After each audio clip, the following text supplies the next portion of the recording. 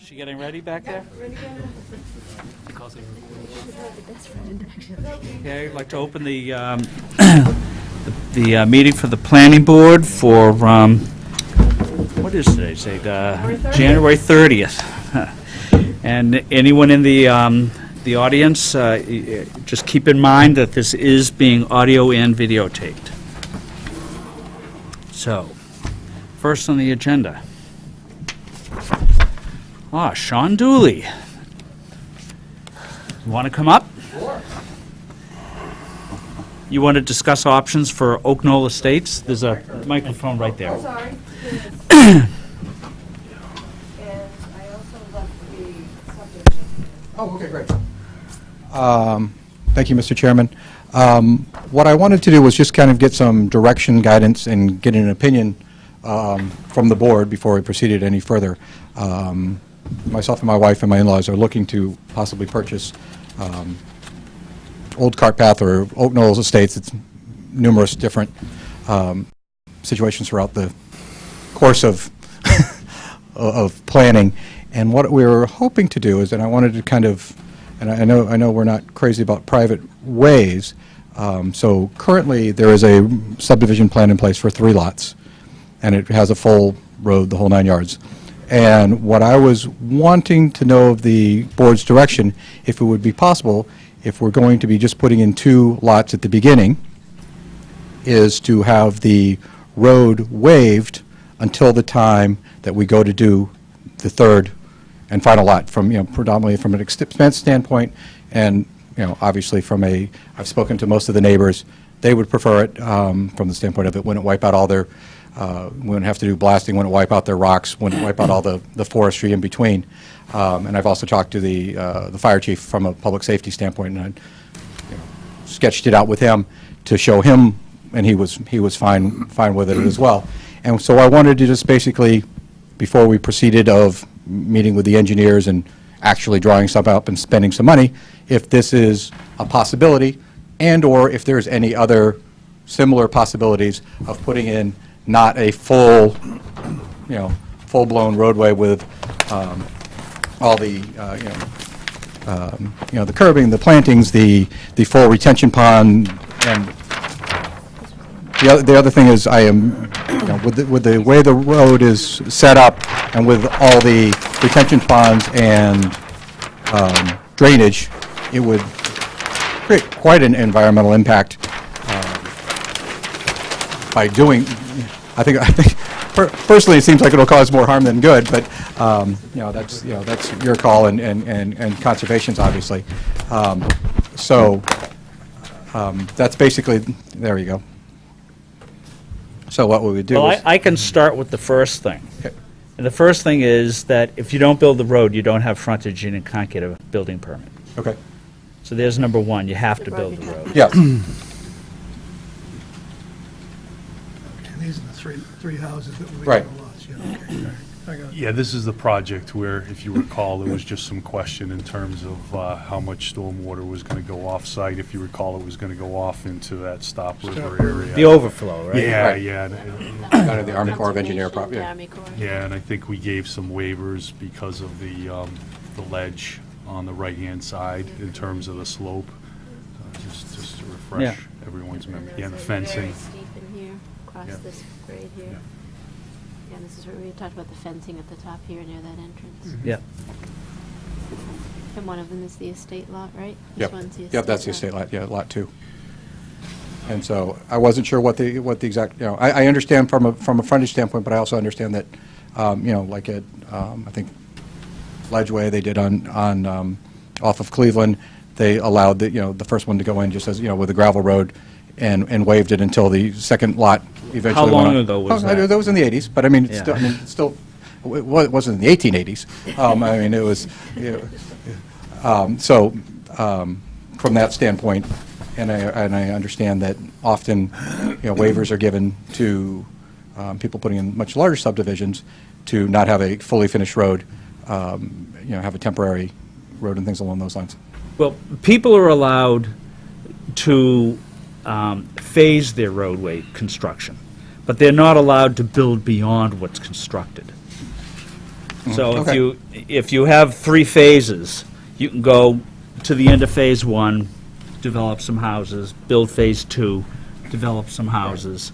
But even in those situations, we require some sort of a secondary egress, so with sort of an emergency way out if it's necessary. Okay. But on this, I mean, this looks like a pretty easy plan to me, actually. I mean, it may not to you, but, I mean, no, it's roughly $400,000. I mean, that's, obviously the, the cost, and it would be from as far as the neighbors are concerned, it would be much more, it would take out all, basically all the trees, as their buffer, dividing the 2 houses. And it's a, predominantly, just, substantial roadway. I mean, if it's, if the Norfolk Planning Board won't yeah, so allow we don't it, have then- any ability to be able to create private ways. It's just not in our rules and regulations or in our zoning to create private ways. So they always have to be public ways. And we've got standards that we have to construct them by. But in the case of Ledgeway, they didn't That have was- those standards? No, it's a different world than it was back then. Did you say you talked to fire department about it? Yes.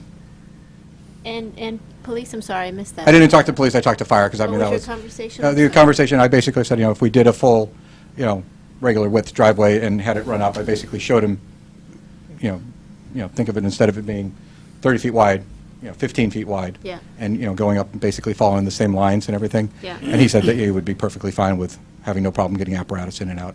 Based on that. In just a gravel situation? No, in a paved. You would pave Yeah, it? yeah. No, I was, in Ledgeway, they happened to do, they waived everything, including paving, so they just had a gravel private way. So you're proposing that you would just do a minimal paved pathway, at least to provide emergency access until houses 1 and 2 are built, and then you would Right. complete. And we would, assuming it still require a surety bond or some kind of payment bond, as we do normally for the road construction part? I wouldn't want to waive it at all. I'd say it has to be constructed as the plan indicates.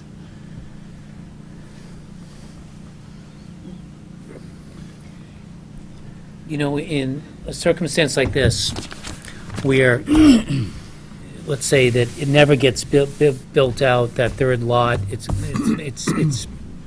family-owned, is there any way that you can build deed restriction or something like that if the lot was, the third lot was completed or was sold outside, maybe it would trigger? Or, short of that, if we're running into a zoning situation, what if we could work with the proponent and find a way to fashion either a special permit or a zoning change for the upcoming town meeting? Since the warrant is open currently, it might be something to consider, short of stopping this. Because if you got all the other neighbors on board with it, and we're caught up because, Franklin, other towns have private roads and things like that, I don't think it's necessarily the end of the world. I think it's just not fitting our square peg into the round hole currently. So, is that something that we can talk about here? Well, what is here is a square peg and a square hole. I mean, that's just it. I mean, there's nothing unusual about what was done here. This is an open space subdivision with 1 estate lot. But he's not asking not to build a road as per the site plan review. Just don't build it until, He's just asking to phase it differently. And I think if we have the proper sureties and bonds in place that are gonna ensure that we get this road built, let's say he builds 2 and then he goes bankrupt and he goes away, but we have the surety or the bond in place that we can call upon to get the rest of the road built, then our risk is covered. I mean, essentially, it's about risk management. so We wanna all make of sure this, so it's going to be bonded to have all the grading done Whatever and is everything not- else? Sure, whatever the value of, I would say we would have to require that kind of a bond, because that's our risk. Our risk is you someday go away, the road's not built. How do we protect ourselves from that risk? We have to get the insurance policy to protect ourselves from that risk. I mean, he's not saying he's looking to change this design, he wants to phase it. So, Yeah, this is going to be my private residence, so, yeah, and my in-laws. right, but So, I mean, I'm not doing it as a you're going to build developer. this as these Correct. plans. Correct. You just want to But- phase it at a different time. Yeah, I was going to say, from my own personal, financial, from the standpoint of, I'm going to have to build, and I haven't even met with, the banks or anything yet, but if I'm building a house and building the road at the same time, it's going to be substantial, whereas if I can put in the house and, wait a, period of time and then sell the other, then be able to market and sell the other lot and have an agreement, then I can get a loan from the bank to So the complete, do the remaining The true portion risk, of the I see, roads. is he doesn't build the road, and maybe there's even a certain time frame or something. The other risk is the safety, and if he's to talk to our safety officials and there's an agreement upon a safe way. I mean, feel we've he's never mitigating- done I this feel for, he's for mitigating the risk. anybody. Never done it for anybody. I don't know why we would start doing it now. Seems like a reasonable proposal. Yeah, Any comments? So there was some comment about the width. So would that be in the short term, what the width would be, and then the long term, at full build-out, it would be as Full build-out specified would be what's here? already been approved, per the, Per these plans. per the plan. I mean, there might be one or two trees that I would want to come back and say, hey, can, we do a different version of a tree, but I think, the majority of the cost is in the, I can just see In the- this in the setting a blasting and the- precedent and having every developer come in and saying they want to do the same thing. You have to be careful about I just I don't precedents see like the that. risk. The precedent that it sets with every developer coming in and saying, well, I want to put in half the houses, but I don't want to construct the roadway until I want to go sell those last few houses up there. Is there anything that's different about this property that would warrant some special considerations? I mean, No. Stop Well, River, what have you, I'm just. Size of the development, it's a minimal development, so that's a criteria. I mean, yeah, if you're talking about a development of 500 houses, it's Well, a little there bit aren't any of those more left. Whatever. But we've had 50 many, houses. many three-house subdivisions in this Yep, town Yep. that have been required to do it by the book. I guess, just speak for myself. Coming here this evening, I certainly haven't had the opportunity to think through the ramifications of us doing something different than we've done in the past. That doesn't mean that, that we shouldn't discuss those things, but, that's a deliberative process that takes time, and I'm not sure this evening we're going to fully vet that situation so that, I speak for myself, so that I would be comfortable endorsing something different than what the board customarily does. I mean, and just for everyone's benefit, I mean, those of us that serve on the board, our full-time job is something very different. So, when we come here, I think to a large extent, we rely on our regulations, our precedent, what have you. It helps us get through each project and these types of discussions. So when we look to deviate, generally that's a process that has to be discussed, vetted, perhaps regulation changes, bylaw changes. It's not something that, and I'll speak for myself, that I'm generally comfortable with real time, making those types of decisions because of what Steve said in terms of what the implications might be in the future for another project and then. No, another I wasn't expecting a final decision. I was kind of, I spoke with Mr. Colucci, as far as of coming board, if there's any room whatsoever, from the standpoint of, I know, the town of Franklin does it, very differently. And, and a lot of other towns do, do on small things like this, do private roads and things along those lines. And I was just trying to see from a economic standpoint, from a neighborhood preference standpoint, from a minimally invasive standpoint, if there was any, consideration on the board whatsoever to even look forward to this. Obviously, if you were, interested in going forward, and, then there was a possibility, then we could do the engineering and things along those lines.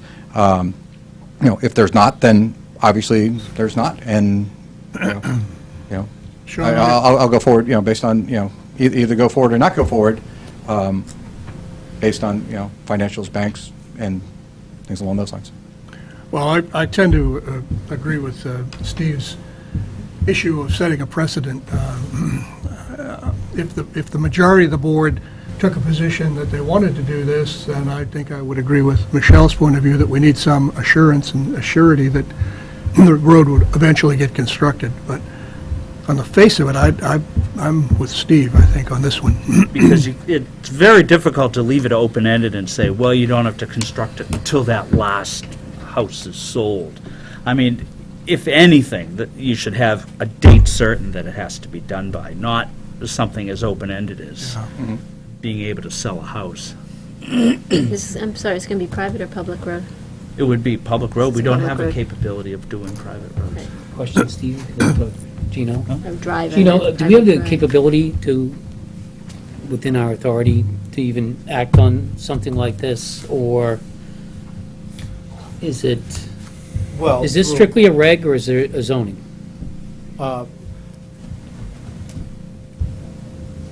In my opinion, it's planning board rules and regs. I So don't we think do there's have the any authority zoning. to consider waiving. Okay? But what about the frontage consideration? Well, Don't need it. it has to have frontage, and how that frontage is interpreted is the zoning doesn't say specifically that the frontage has to be a fully constructed subdivision road. It says it has to have frontage, and the access has to be from the frontage. So there could be a level of construction that could satisfy the requirement, safe public access and those sorts of things. Again, it goes to some degree to precedent and past practices and those types of issues. But it's certainly in the purview of the board to, you're not bound forever by past practices. You could consider making changes. But that hasn't been the case in the past. You have been consistent on, definitely on not having private roads. I know that's been a long-standing position. But it's right. Other towns do have provisions particularly for smaller subdivisions. Sometimes they have a separate set of rules for smaller subdivisions. So it is possible, based on the policy of the board, so. Do you have any comment on that, Tom? I know towns, Canton being one, which does allow the creation of private ways from the get-go.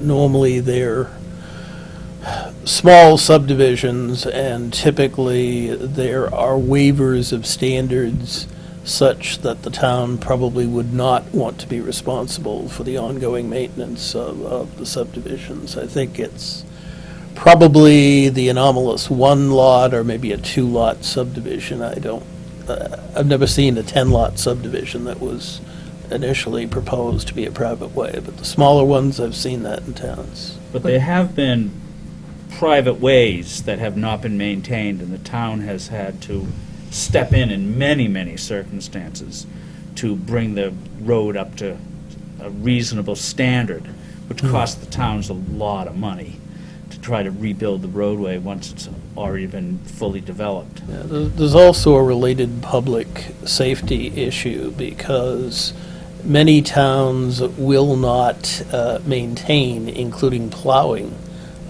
private ways. So if there are winter conditions, there's concern about emergency vehicle access and that type of thing. So there's a whole spectrum of ways the towns deal with this, but it's it's clearer and simpler if simply the town's policy is it has to be a public way, but towns do other things.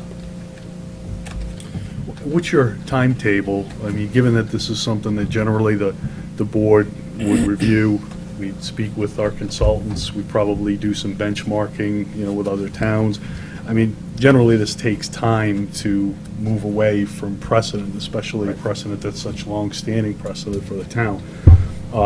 Is that something that you have as time, or? I mean, or not? in so much as, if I move forward with this and purchase this, it would, Mr. and Mrs. Axberg would probably be more the deciding factor on a time consideration than I am.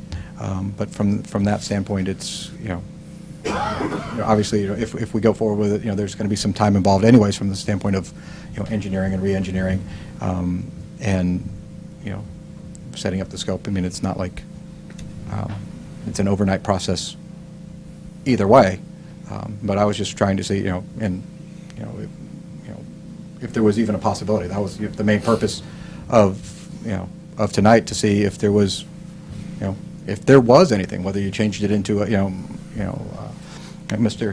Houston said, changed it into a a two-lot subdivision, or, whatever the case may be, in order to, it's purely an economic, it's predominantly, for me, as it's going to be my private residence, an economic standpoint, and an additional $400,000 on top of excavation and land clearing and building a house is substantial, and it's obviously very difficult to sell a lot in a raw form previous to that standpoint of, why don't you buy this lot, and then we'll start putting in a road, and 6 months from now you can actually then start constructing your property.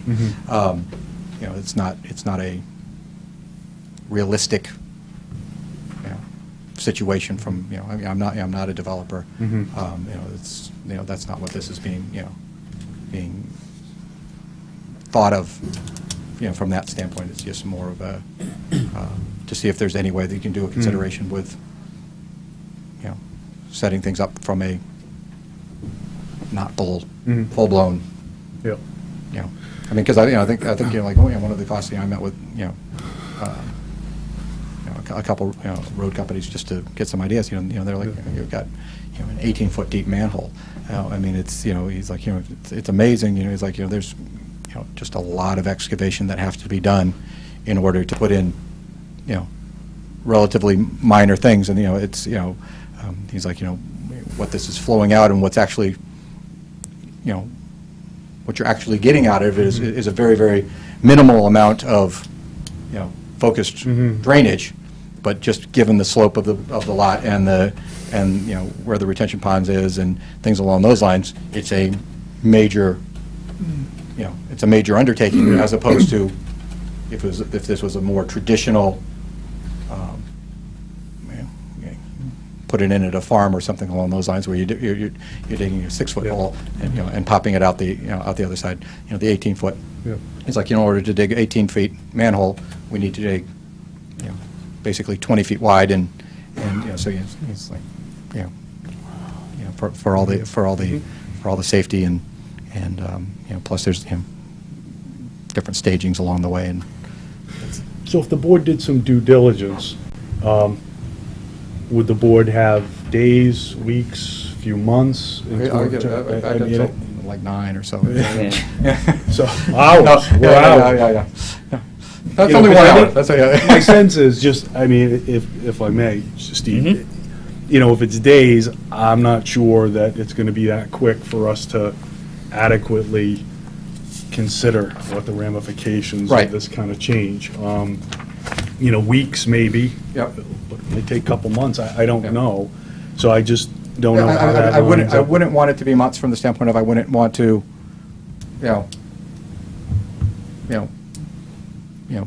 put Mr. Axberg, the Axberg family in that position. I wouldn't want to, tie up anything from from that standpoint. I couldn't, go forward with my own, architecture and engineering or anything along those lines. Because I don't want to invest all that money and then, not have a commitment, and then, someone else gives, comes in with a check for the Axberg family, and I've invested $20,000 on a lot that is sold to someone else, so. You could just turn the whole thing into one lot. just build one house up there and have one driveway. It's Just really have a the big same. estate. Now you have my in-laws living with me, is that what you're trying to say? No offense, they're here, so it's okay. We can attach, we can have it be attached with a really long breezeway.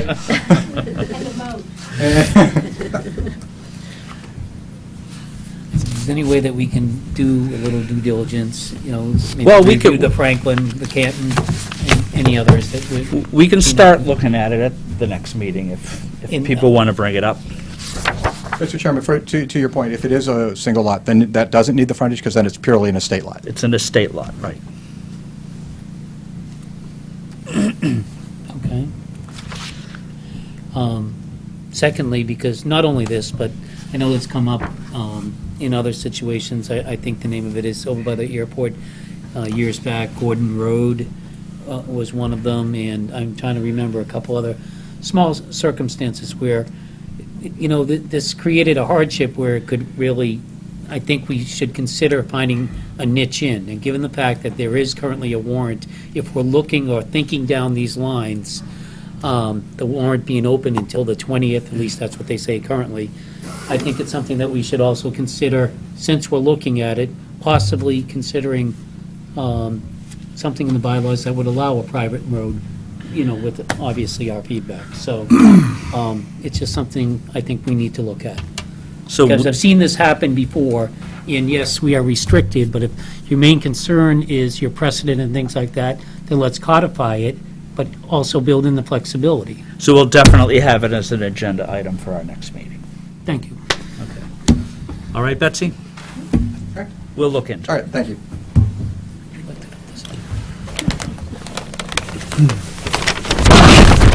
Well, by the way, congratulations, Mr. Representative. That's right. Congrats. I was able to, I'll let you guys be the first person to announce, in my first day on session, we were there till 11 o'clock last night discussing the transportation bill, and I was able to secure $500,000 for the town of Norfolk for the engineering and study of repairing both the Main Street Bridge down at Camger and the Lawrence Street Bridge at the water, because both of those are in, and so that was approved by the House Excellent. unanimously last night. And what His Excellency, the Governor, does with that when it gets to his desk, that's out of my control. So he was very nice to me yesterday. I got a favor from the Speaker to get that in last minute yesterday. So that's going to be for engineering and environmental impact studies and things along those lines, because those bridges are, Yeah. falling apart. So, Yep, thank you. Good job. thank you. Thanks, Sean. Okay. 242 Dedham Street. All set? All set.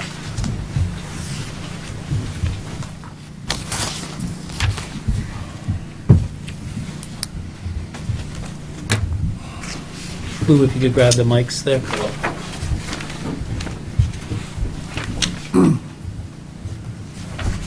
So, Mr. Chairman, thank you for having us back. I think we are on your agenda for purposes of Mylar signing. But before we get there, I know that there are things that you want to address and tackle with regard to surveying questions and engineering questions. Now, are these the same plans that we were discussing Last meeting. the last time, at the last meeting? They are. They are.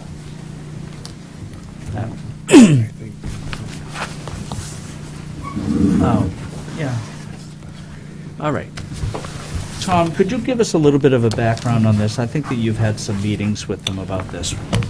I have, if I may supersede the speaker. Yes, at the applicant's request, folks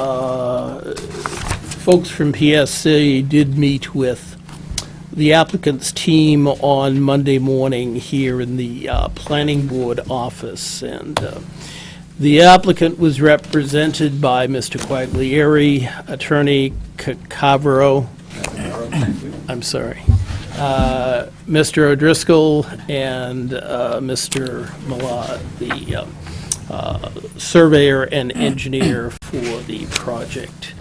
With PSC, it was Glenn Reed. Glenn Reed is the a professional land surveyor, the president of Reed Land Surveying, and he has been a member of PSC's team here in Norfolk since 2005. Wade Saucia from our firm, who is our project manager for our Board of Health work, also attended because we discussed both Leo's Landing and Pondville Plaza.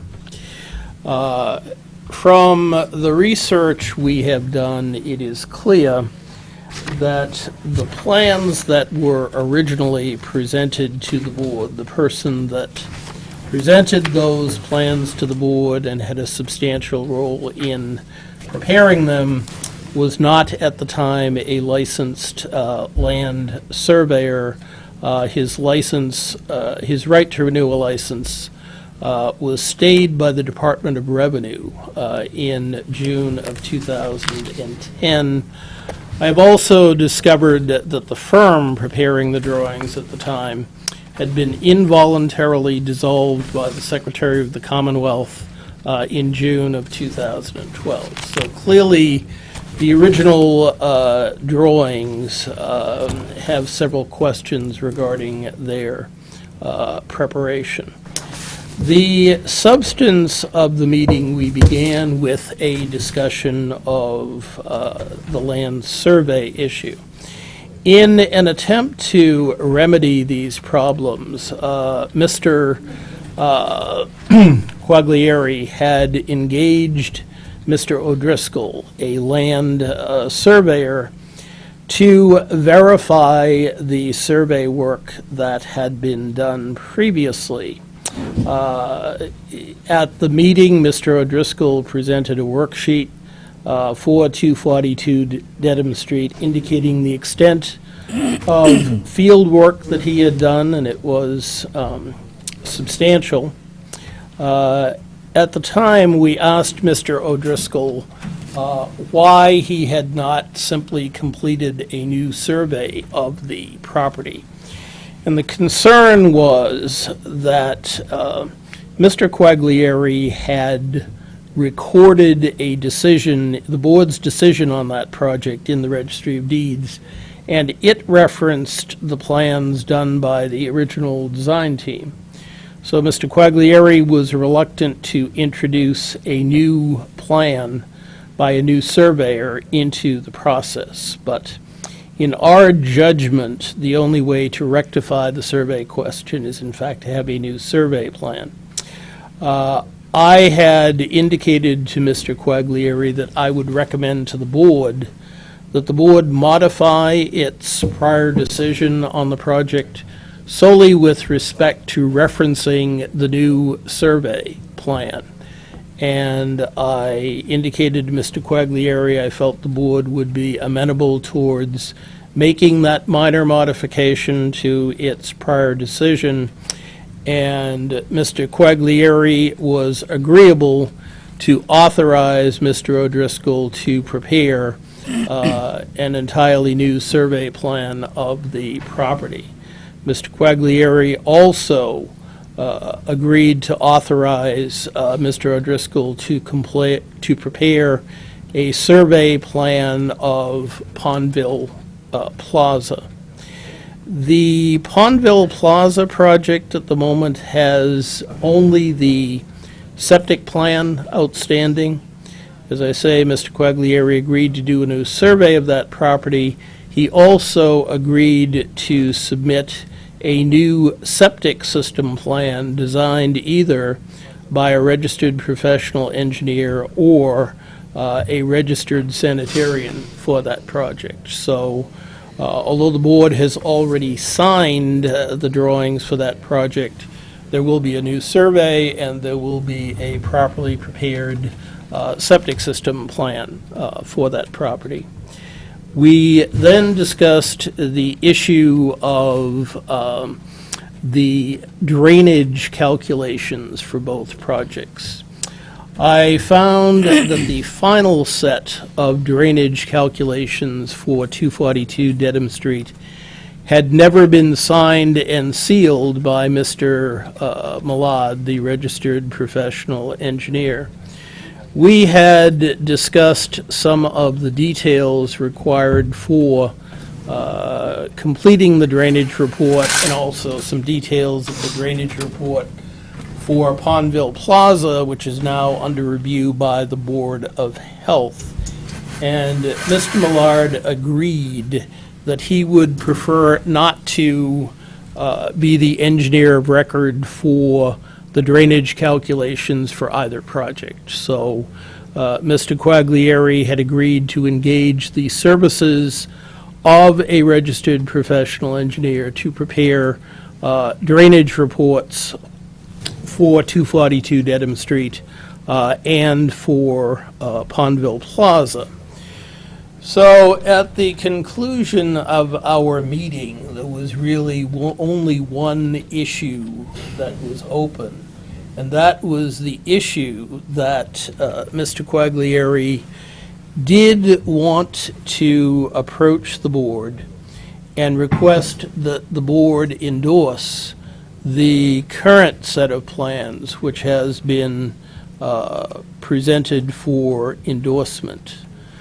My recommendation is not to endorse the plans that are being presented for endorsement. And my reasons are: standard engineering practice requires that a boundary and topographic survey serve as the base, literally the base, and also the basis of the design of a site plan. The current survey is not valid and will be replaced by a new survey, and presently there is no engineer that has custody of these drawings that could be responsible for inserting the new survey into the drawings and then modifying the drawings as necessary to comply with any new information that would be indicated on the new survey plan. There is, in my judgment, a question of chain of custody. It is unclear to me when the former survey firm stopped making revisions to the drawings and who made perhaps the final revisions to the current drawings.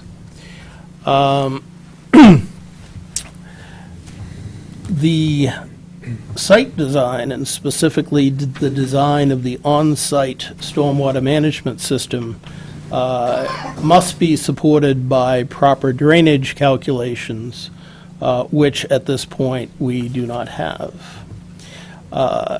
Further, with respect to the requirements to endorse the drawings, the rules and regulations of the Board of Registration of Engineers and Land Surveyors requires that in order to endorse drawings, the person signing the drawings must exert so-called direct charge and supervision over the preparation of the drawings.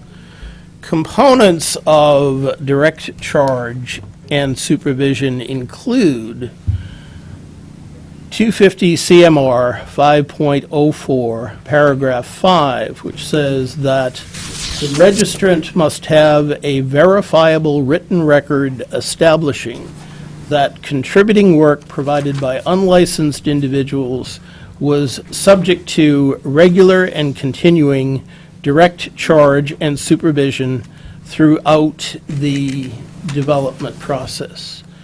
Based upon discussions with the engineer, Mr. Millard, at the meeting, he does not have a verifiable written record of his role in direct charge and supervision.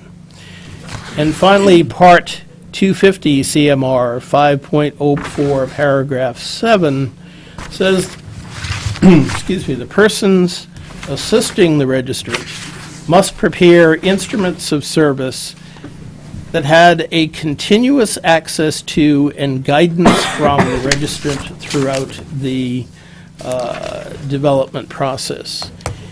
Mr. Millard did indicate that he met with the person preparing the drawings on several occasions, but my understanding of the relationship during the review process, that the number of meetings and the detail that was discussed at the meeting was probably not sufficient to verify that the registrant had continuous access to and guidance from the registrant throughout the development process.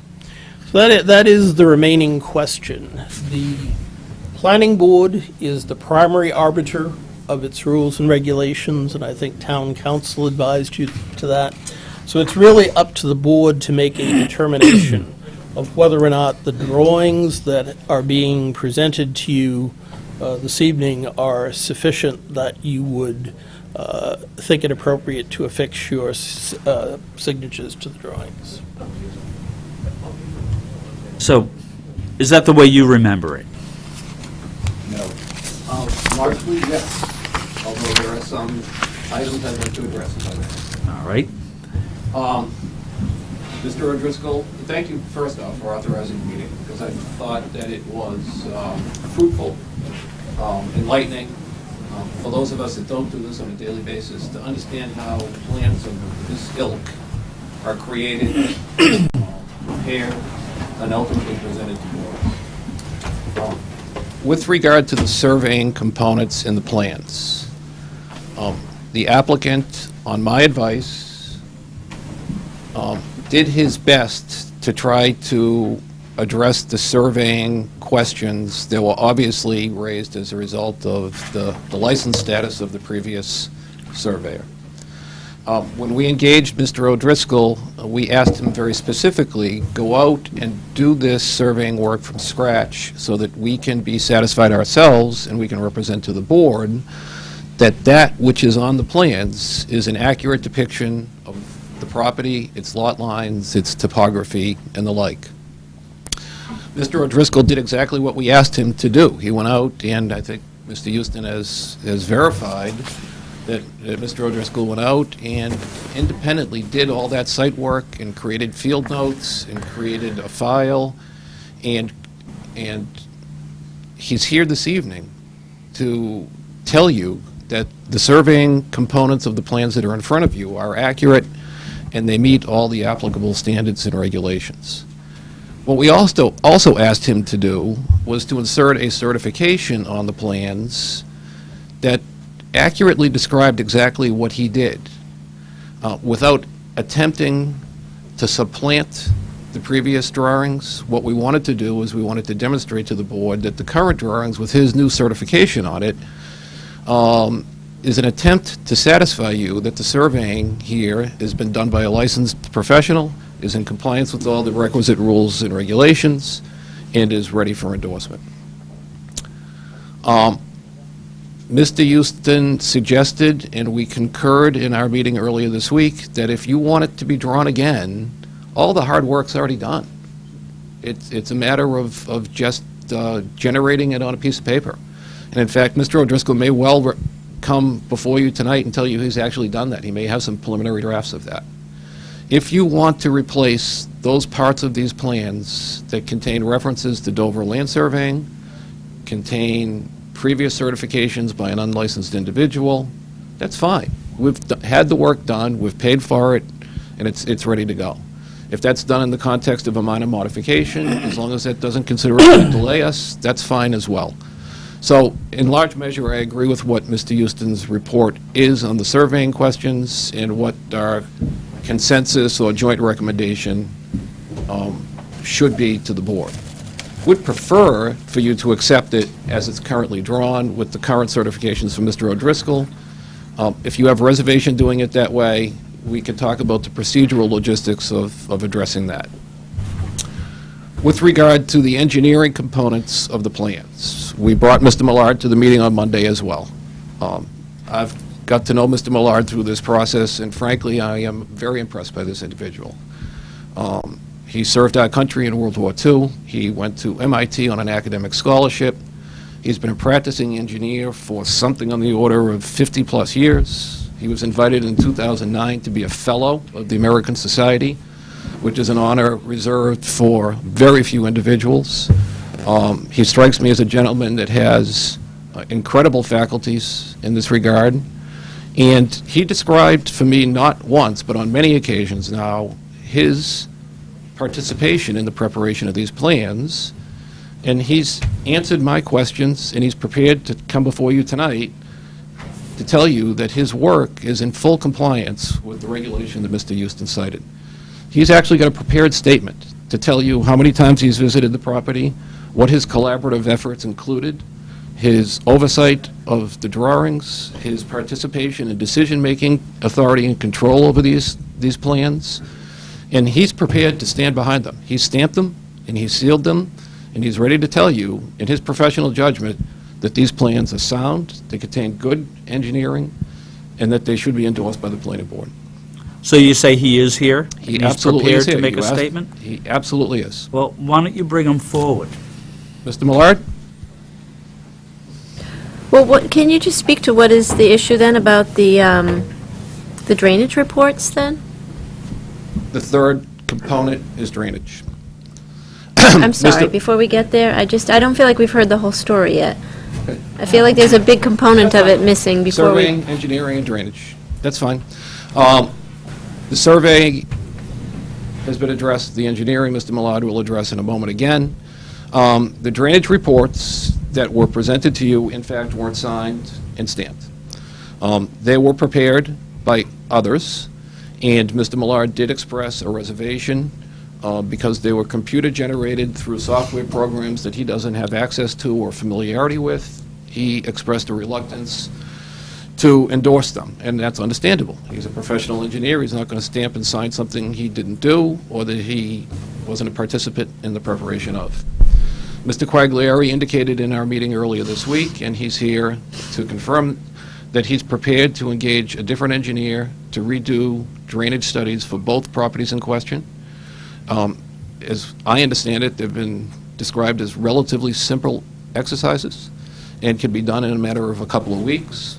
I can represent to the board that we spoke yesterday with the firm of American Engineering in Millis, and Mr. American himself has indicated a willingness to do those two drainage studies, if in fact that's something the board's going to ask us to do. What we would be hopeful of is that you would consider endorsement of our plans with, as a condition, the filing of proper drainage studies properly endorsed by the American firm. So hopefully that answers the third of the three questions before we move to Mr. Millard. You all set with that? Mr. Millard? Yes. Did you say you had a prepared statement? Yeah, sure. Oh, okay. Want to use this? Yes. Yes. I've been introduced, and you have my background. Amongst other things that I have been the building inspector in the town of Westwood over a 10-year period. I was chairman of the Finance Committee for several years. I was chairman of the Building Code Board of Appeal for several years. And I would say that these two projects, in my estimation, are not huge projects. In some respects, no bigger than a house lot. So I don't see what changes are really going to result from a resurvey and a redesign. But so much for that. I have worked with Mr. Wilworth over 20 years, and in this particular, these two particular issues that are on discussion tonight, we met more or less 5 or 6 times where we discussed the projects, the needs and requirements of the developer, and collectively agreed what components of the project would be indicated on the plans. None of my recommendations or decisions are influenced by any other than the zoning, building code limitation, engineering rules, and the wishes of the client.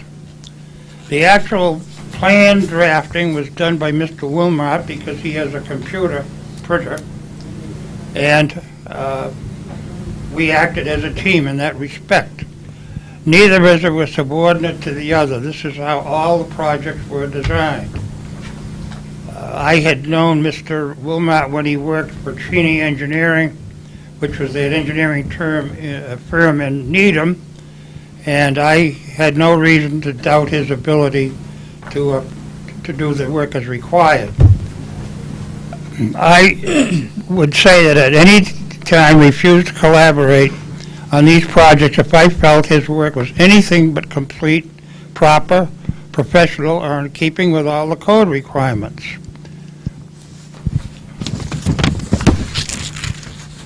All designs, drawings, data, and paperwork were kept by agreement at his offices in Medfield. I solely reserved the right to review, approve, sign, and seal the final drawings. And with respect to the two major issues on the drawings, that is sanitation and drainage, the reason I held back on the drainage because when I went to MIT, we carried slide rules. We didn't have computers. And I'm of the old school, and the firm that Mr. Wilmot hired presented a very involved computer printout. I would estimate it must be 40 pages long. So I guess they sent a pretty big bill with that, too.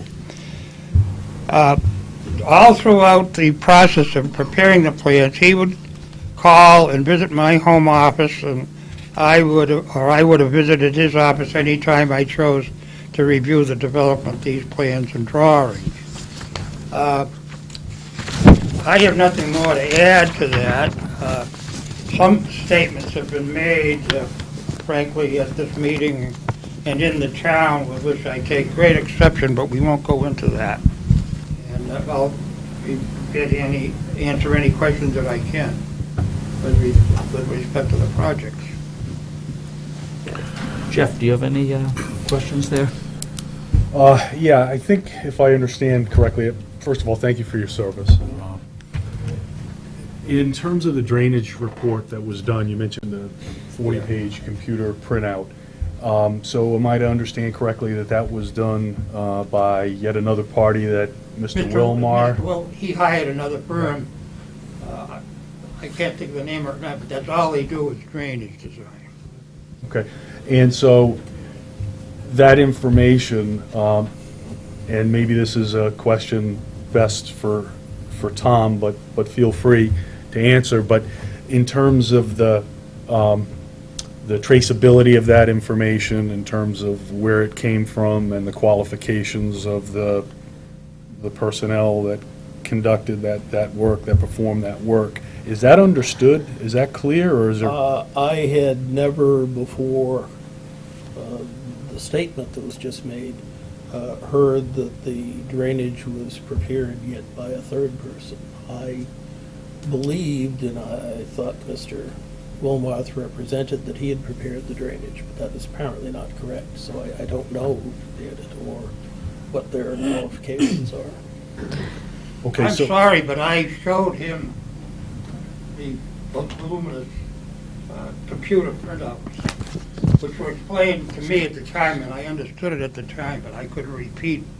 I don't know how familiar you are with software, but... certain software, but probably not that software. Oh, that's it. No, I think it just, one of the problems that we've had, Yeah. you know, as a board is trying to understand, who performed what work and what the qualifications of the individuals involved Yeah. were at various points in time. And so I think, if I understand correctly, that now this drainage report, it still, it lacks the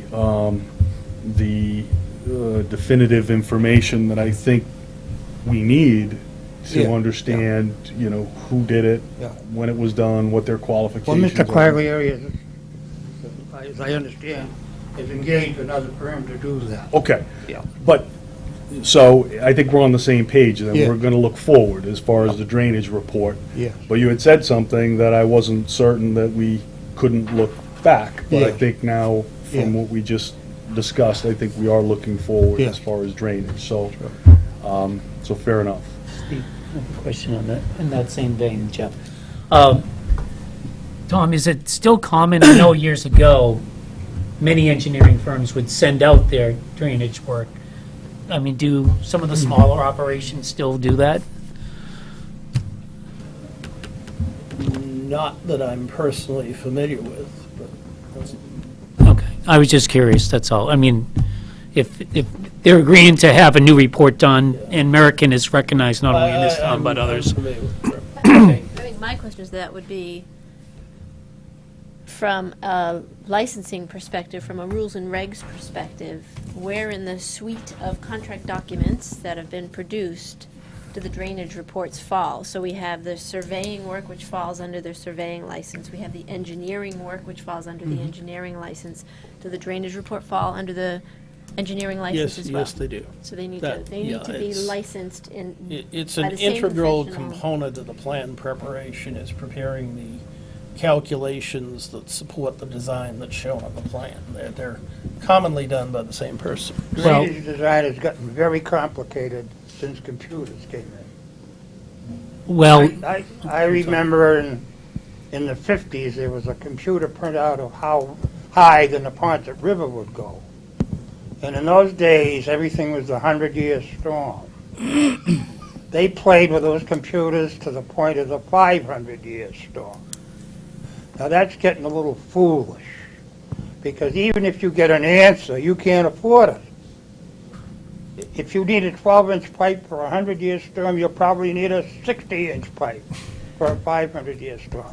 As a matter of fact, the flood control maps for Westwood and Dedham meet in a building on University Avenue. He needs a microphone. And if you look at the two plans, they don't agree.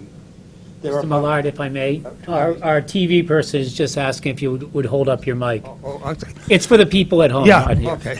Sorry about that. I'm sorry, I've been accused of yelling pretty loud, but anyway, as I say, so much for computers.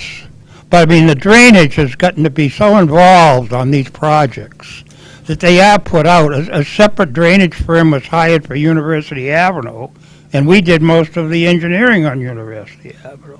I guess what our concern is, to close this loop, and maybe between Tom and you can answer this, is at the end of the day, when the three components, survey, engineering, and drainage, are we going to have a Mr. O'Driscoll stamp, a Mr. Millard stamp, and American stamp, or how is that going to work?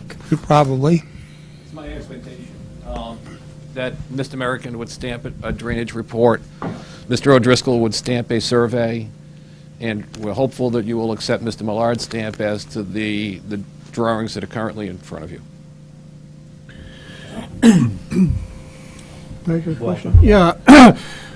Mr. Millard, I thought I heard Mr. Quagliari's attorney a few minutes ago say that among the things that you would state in your statement was how many times you came to Norfolk to look at these projects, but I didn't hear that. Did I hear that correctly? Let's ask him again. Please. Well, yes and no. Well, yes and no.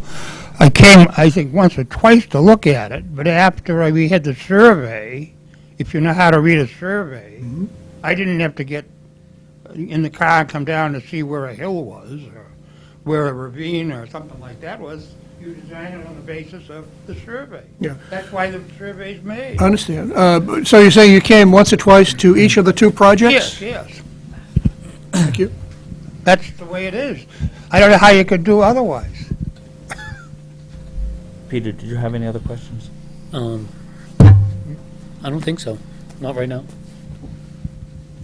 Yes. Michelle? Now, Mr. Wilmart, is he a licensed or an unlicensed engineer? Mr. Wilmarth, Yes. as I understand it, he was a licensed surveyor. That license was suspended. Oh, okay. No. Mr. Wilmarth is an engineering graduate of Northeastern University, but does not hold an engineer's license, nor has he ever, as I understand it. He was one who was falsely stated. So, you know, I think Well, he just, what they we've were just. spoken about is the That's why I was the survey plan, which is going to be redrawn, and it's going to be redrawn by someone who has the proper qualifications. And would you like to hear from Mr. O'Driscoll? I mean, he's here. I mean, if you need to. If you don't need to, we I can don't know move that we on. have to, but that, since you offer. Why don't we close the loop and have Yes, them all? let's do that, let's do that. And I'll just ask him to briefly summarize for you what he has done and what he endeavored to do with his certification, and then you folks can ask him questions. Hi, good evening, everyone. Dan O'Driscoll, O'Driscoll Land Surveying. I was approached by Mr. Quaglieri back in October about surveying both these properties because the prior surveyor license had lapsed. At that time, I said yes, but however, I'm going to have to assume my own research, survey, fieldwork, calculations, and boundary determination. Once I did that, it was in agreement with what Mr. Wilmarth had done. So the next hurdle was to prepare the plan, which I added my own statement on, my title block, seal, and some other information onto the existing site plans. Since they didn't change in nature, it's kind of like it's already been drafted. And the other issue that came up was, at the time, we were not going to prepare a separate plan because the approval decision from the board was already recorded in the Register of Deeds referencing these plans. So, I mean, I have no problem preparing a new plan for each project, but that's the reason why it wasn't done at the time. We're just trying to, frankly, remain consistent, so that the record at the registry remain consistent.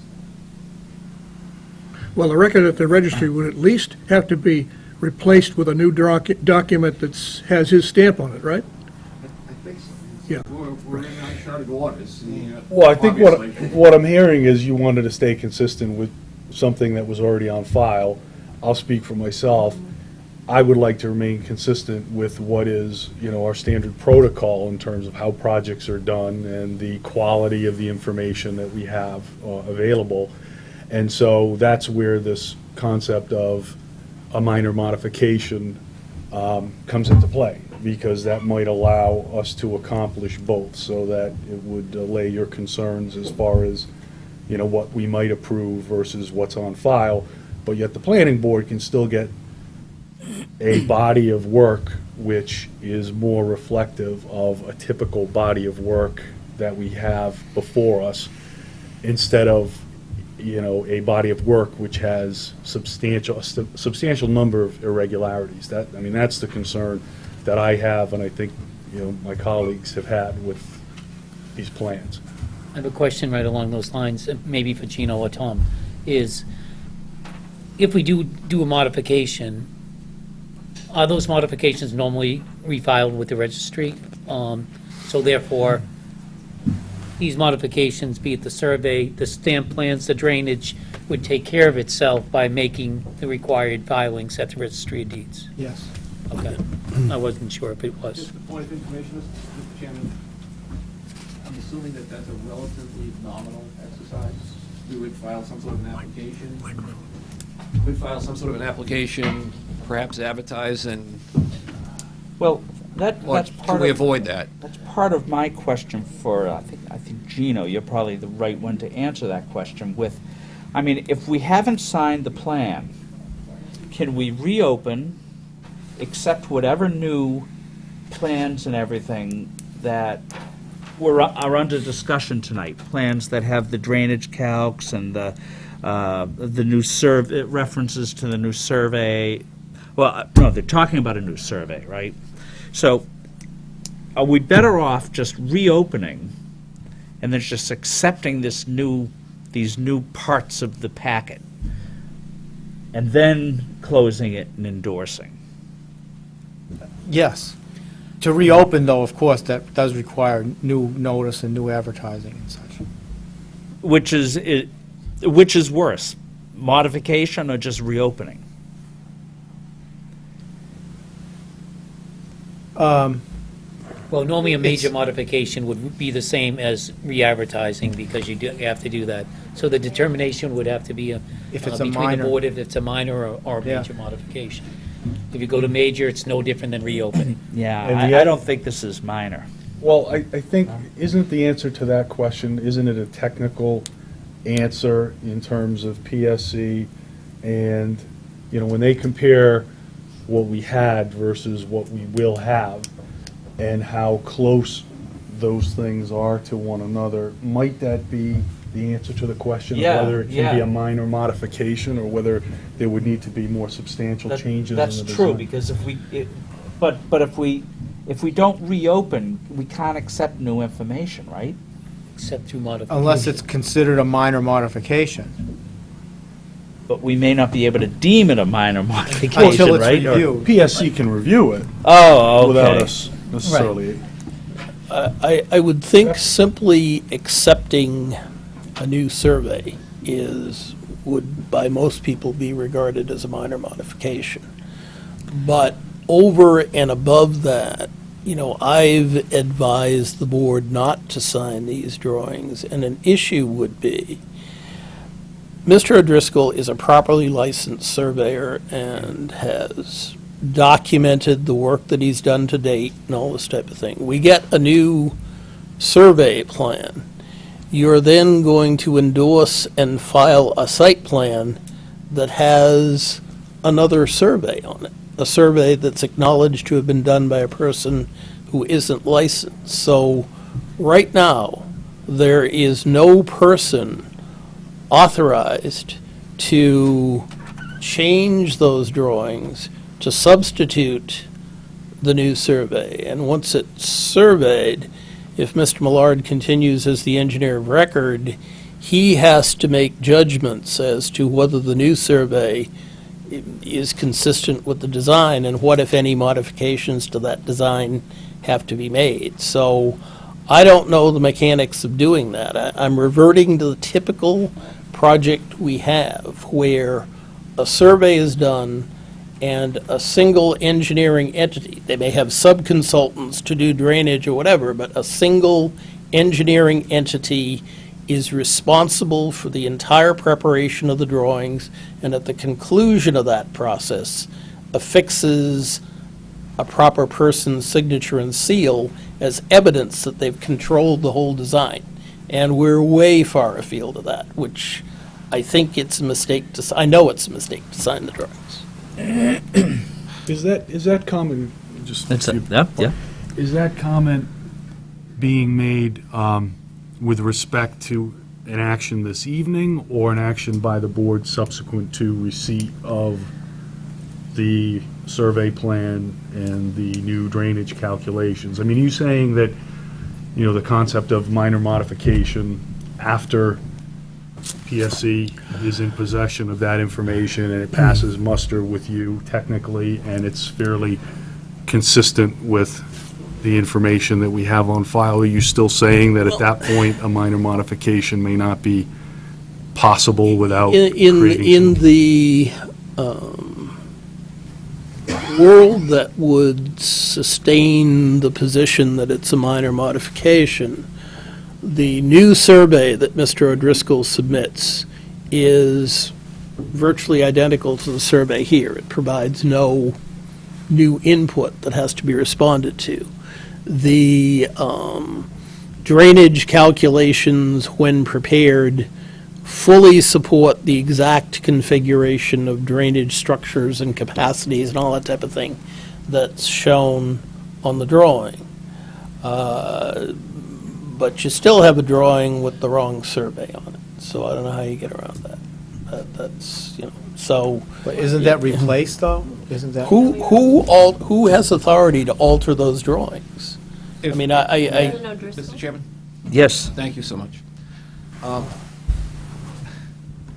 I used the phrase uncharted waters earlier. We're there. And I can appreciate Mr. Houston's hyper-technical analysis of where we are in the process. But the reality is, if you survey a lot, and all the lot lines tie, and another surveyor surveys the lot, and all the lot lines tie, there's not going to be a change in lot lines. And if you shoot topo lines, and there's an elevation and a height and a ravine and a ditch, those things don't change. So it's understandable that the new survey Mr. O'Driscoll does will be virtually identical to that which was previously done. Right, but what we... And all we want to do is supplant Mr. O'Driscoll's drawings for those that are, I think we collectively refer to as offensive. So, Tom, what is the underlying thing? If the new survey does replace the old survey, and most of the other drawings don't change, except for the drainage calculations which support the design, what is it about the survey that you're specifically saying is still not appropriate if a new survey is being put in Well, with the among plans? other things, it remains on the site plan that the board is being asked to endorse. The old survey remains on the site And plan. there's no way that anybody can alter those drawings. The drawing files were prepared by a person who was not licensed, and the regulations with respect to engineering and survey precludes a registrant from adopting the work of unlicensed persons if at the time they were doing the work, they were not operating under the direct charge and supervision of a licensed professional. But in this case, this is what, we're coming up with a new survey. Is this a circumstance, because we almost seem circular here, is this a circumstance where you could get an advisory opinion out of Mass DPL or someone like that, that basically says, I hate to say it, but this may not be the first time this ever happened, and maybe a phone call to the board of registration might be able to clarify this. We want to remove the offending sheets with references to the offending surveyor, and we want to put in new sheets with a new So license. all the plan sheets are going to have the old surveys removed from underneath whatever... Yeah, it's not just the surveying sheets that have been stamped by O'Driscoll. The surveying They've been sheet forms overlaid. the base, not the basis, the base layer for all the work that Mr. Millard does. And then Okay. Mr. Millard will re-review them, and if he's satisfied that the new survey by Mr. O'Driscoll supports the engineering components of the drawings, he'll But we're come in still front of you and using he'll... but the base of all the other drawings, so Mr. O'Driscoll is going to replace, 3 of the 10 drawings. The other 7 drawings, the base of them are still from, I think that's what you're saying, the base of them are still from. It's a little bit different, as I would understand it, between the survey and the engineering. It is clear from the survey point of view that there was no registrant in charge of the preparation of that survey. There was, to my knowledge, no professional land surveyor directly associated with Dover Land Surveying. So any of that work should not be used because it would be adopting the work of an unregistered person not operating under the direct charge and supervision. So the survey is out. Mr. O'Driscoll is going to give us a new survey. The question, I guess, with regard to the engineering drawings is the question of direct charge and supervision by Mr. Millard of, again, an unlicensed person at Dover Land Surveys. So the board needs to feel comfortable that that direct charge and supervision was sufficient. There's also the mechanical question,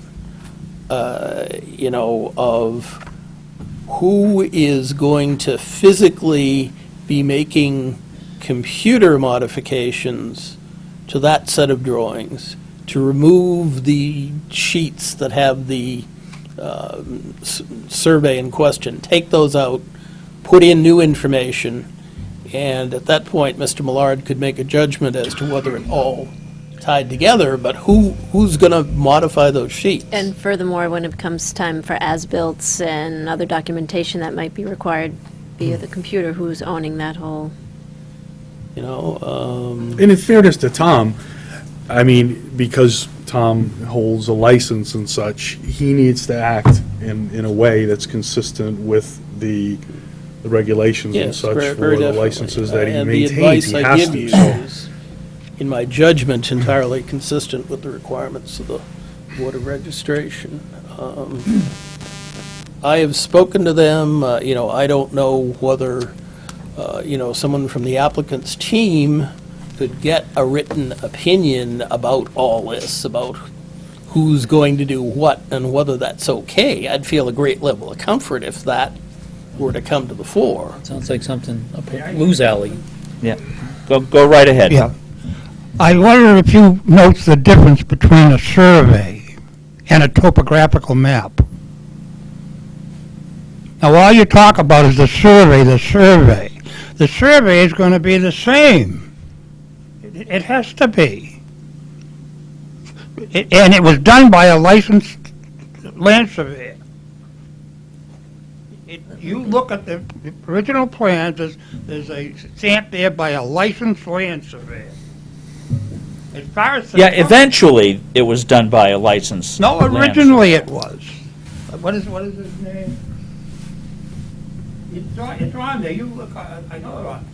But I mean, to expect the topo to be different, it's ridiculous. It's just land, it isn't changed. Yeah, we know that. So, as I said, I don't think you're gonna see any change at all in what you call the survey, which is two parts. It all has to do with how it's all layered on top of each other on the That's right. computer.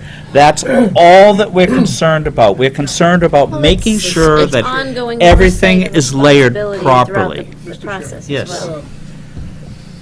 I've sat here and listened to all of this discussion, and I'd like to go back to one of the earlier things that was said and see if that might make sense. It certainly is not technically going to solve this issue, but practically it might. I mean, we heard that Mr. O'Donnell has stamped the original survey with his stamp and saying it's the same. He stamped it. Hence, we could consider that drawing as acceptable. And that apparently is the basis for all the other drawings. And if we are willing to accept that current drawing, which was not created by him, but stamped by him as accurate, then the rest of them are accurate. So, but here's the issue. Evan drafted on the computer all the other drawings in the set. Even though Mr. Millard stamped them, Evan produced them. Okay? So the question going forward is, even if Mr. O'Driscoll is willing to stand behind his surveying sheets, what happens going forward with any modifications or, changes that need to be made to the other sheets? Is Mr. O'Driscoll going to be the drafter for Mr. Millard, much like Well, Evan was for one Mr. question at a Millard? I mean, time. so, but this is ultimately the question. Who is responsible for what at which phases? I mean, just because we can accept a couple of new surveying sheets now is short-sighted, because we have to construct this thing, we have to get as-built for this thing, all which come back. Well, that's to another this question, board. but I'm trying to at least get the survey question addressed. When you go to Boston and you say, I want a building design, you probably go to an architect or a builder. If you go to an engineering firm, Metcalf and Eddy, Basebop and Thorndike, they call up Whitman and Howard or Boston Survey and say, go make a topo and send us a plan. Right. Then the engineering firm takes over there. There's no one from the engineering firm out watching the land surveyor work. I mean, you gotta be practical about it.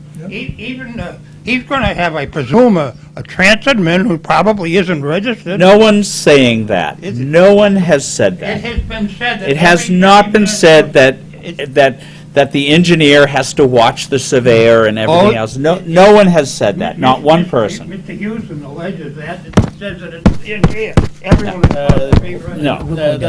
That's Yeah. not true. All right. Let me just ask, Lou, did you have something to say on this? Al, sorry. That's all right. So, I'd like to address the custody issue, just hopefully it'll clarify a couple of the issues for the board. When this all happened, Will Moth produced the CAD files on a thumb drive. for this whole project. Right. I, in turn, gave that CAD file to Dan O'Driscoll, who went and replicated, did all his new surveying work, then took his surveying work and put it on the computer, opened up the CAD file of the existing survey work, transposed it, and made changes, and those changes were his stamp certification. So I see it as, this plan is Dan O'Driscoll's plan. It's no longer Dover Land Surveying's plan. And, you know, I don't know if Dan will attest to the same, but this was done on Dan O'Driscoll's computer, with Dan O'Driscoll's work, and it was changed. And the change is clearly depicted on the plan. That plan was produced and submitted to the board. I don't know how that's not Dan O'Driscoll's plan. It'd be one thing if he didn't do the surveying. He started from scratch. He put the information on the computer. He opened up the existing CAD file. He made changes to the plans and produced new plans. How is that not Dan O'Driscoll's plan? Tom? Because it is a facsimile representation of the original survey plan that was done by a person who was not registered. I did discuss this issue informally with a representative of the Board of Registration, and he felt there was an issue with respect to adopting the work of an unregistered person not operating under direct charge and supervision of a registered land surveyor. So I think we're going down the wrong road here. Can I address that, Steve? Yeah. Please. Oh, okay, yeah. Because, you know, what he supposedly talks about to a licensing board, I don't believe is exactly what I explained to you with the custody of these plans. He didn't say to that licensing board that Mr. O'Driscoll did his own survey, opened up the CAD file, changed the plans, and produced new plans. I don't believe that's what Mr. Houston said to that gentleman, because that's not what I just heard. Is there Now, if you anything want- if I in could just add here? one more thing, Steve. Yeah. If you want to tell me that, you know, Mr. O'Driscoll should have hit a font button and changed the letters, and then everything would be fine, that's ridiculous. If that's what we're talking about here. Steve, you Go know ahead, what, Peter. I mean, this, again, it's circular. I think we started out on the opening part of this conversation that Mr. O'Driscoll was going to create a whole new plan. And that if that's the case, and then you bring up the common sense application that Walter brought up and said, here's the difference, there is none.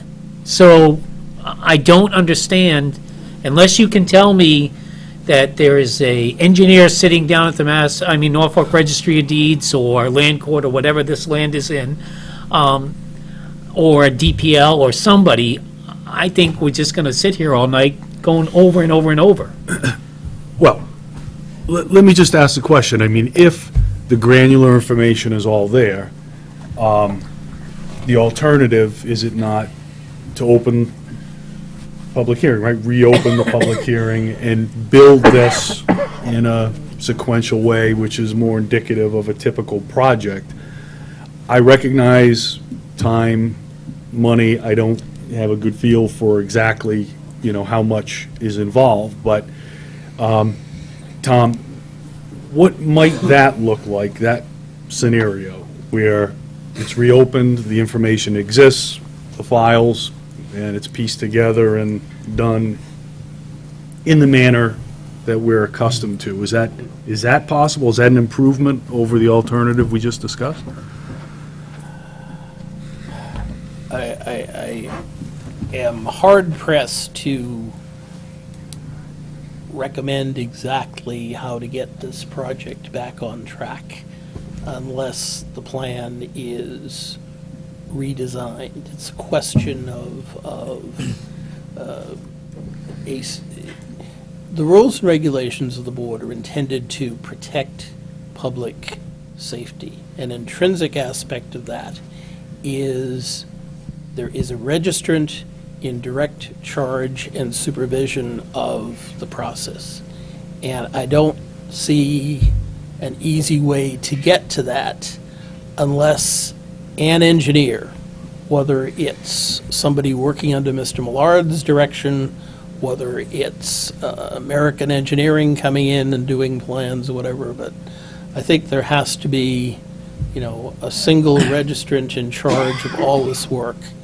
Mr. O'Driscoll's new survey is a good starting point, but, how do you go through and have that engineer entirely responsible for the design that the board ultimately signs? That's, unless you just redo it, that's the simple and Well, easy way out of it, but. Can't all the engineering just be, the existing engineering just be overlaid on top of the new surveys?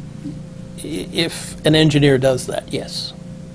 And then. Well, isn't that then the Mr. easiest Millard thing to do? That's what I was trying to articulate. I probably didn't do a good job, but I'm just, Mr. Chairman, I'm so hesitant to allow this to go down the path where we start from square one.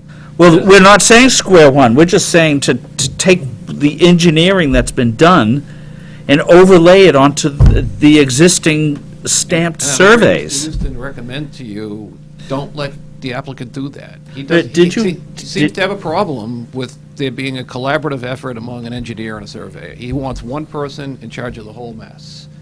And that's frankly not the way it happens Now, every day. did what I say, did I say I it think you correctly? did, yes. Yeah. And that's not what Because we're going so the many attorney was directions. just saying. There's no problem collaboration between a survey and an engineer. Right. It happens all the time. That's Okay. not an But issue. somebody is still ultimately responsible, Yeah. one person. Yes. And, when an engineer gets a survey, it's part of standard practice to go out and check it. You go out there with the survey plan, does it look reasonable? Is this And hole then- here, is this pipe And you, here? as the engineer of record, adopt that work as Yes. part of your stamped, sealed Yes, you do. set of work. And you're responsible for checking it and And for finding the that it's drainage reasonable. calculations as well. Yes. Yeah, so it doesn't have to be Integral- re-engineered. They just So- have to, So if you're going to overlay this, which I don't think I heard that they were going to have a problem, you have Mr. O'Driscoll there. Mr. Millard said he's going to take responsibility for the engineering. I guess the other question is, because I want to find a way to the end here. Yeah. How are we going to, Mr. Millard said that he's not doing the drainage that, I guess Al said that American's going to do it, and we know American, we've had them in front of us before and things like that. So we know that, they know what they're doing. Is that going to be acceptable to us as the board, having, a stamped drainage report? Or, I just want to close I all thought these. that we had said that we would accept a third stamp. Isn't that what? I just, Yeah, I guess, for my own That's what edification, Tom's I'm trying advising to us, though, is digest just- all this. It's potentially not standard practice. Oh, Well, there has to be a single registrant responsible for the entire process. But I think So- Mr. Millard said he was willing to be there. Yeah, No, he's and n- and but he's not- Mr. Millard can take the drainage calcs that the American group produce and check them and adopt them and base the design. Is that something you are planning on willing to do? oh. Okay. Is there a problem with Rick stamping the drainage? Well, no, but I guess, again, it's a continuity of overall PE registrant, excuse You me. get a plan of Boston now, you'll find probably 10 stamps there. Hey, Electrical, mechanical, civil, sanitary, everything. Not an issue, not an issue. Could I just interject? What you described is exactly what Dan has already done. He's already done that. He's overlaid the survey, reproduced the plans. You're asking, Okay. Now- so if I change, if I could just understand this, if I change the font to these That we were plans told the and last hit a button not what we're and saying bring it now. back in there, No. you'll be fine with That's that? not what we're saying now. You're making it a different issue. That's not what we're Last time they saying. were We're not right. saying that. He overlaid the survey and produced his new survey and didn't change the points. That's what I'm saying. Am I missing the point? Is that the point I'm missing? I don't know, I remember clearly Michelle pointing out that we had plans that the numbers basically it was the same. It was the same plan, but it was done by somebody else. And I think what we're saying is that we don't want that to be the case, but we need to remedy that in a way that works from a Board of Registration standpoint, and I think that's what we're trying to do. Okay, so I can just explain that. He could do exactly the same thing he did and change the font, and it would look like a different plan. It's not the issue, Al. Yes, it is, Michelle. it's He not. lined up the whole survey. That's not You know, the discussion first we're thing I having. asked when I walked in here is this, are these the same plans you had here the last time? And the last time you were in here, the plans did not have everything overlaid on the new surveys. I brought him to explain his work, and I thought that's what he just explained to you. Not at the last meeting, that's No, why I but you- asked. But that's, I mean, but I at the didn't last do his meeting, to be work. fair to these guys, you said, we want to see these guys in here. And not only are they here, No, but they there's two also- issues. okay. There's a revised plan that you've done. It's not in this set we have in front of us tonight. That has not been plotted and put into this set, has it? Yes. It's been replotted, and that's the new one we have. But that's, so it's a Okay. different set of plans we have tonight. Then it was the than what we last had time. Last Well, that time was we news to had me, too. I didn't know Dover that either. surveys, and you had just whited his out. stamp with Yeah, the, with yeah. the no. No, So no, just go- it's the same set of plans she had the last time. I don't know, I thought The changes Driscoll were made was here before. last time. No, you couldn't make the meeting. Your plans were here last time.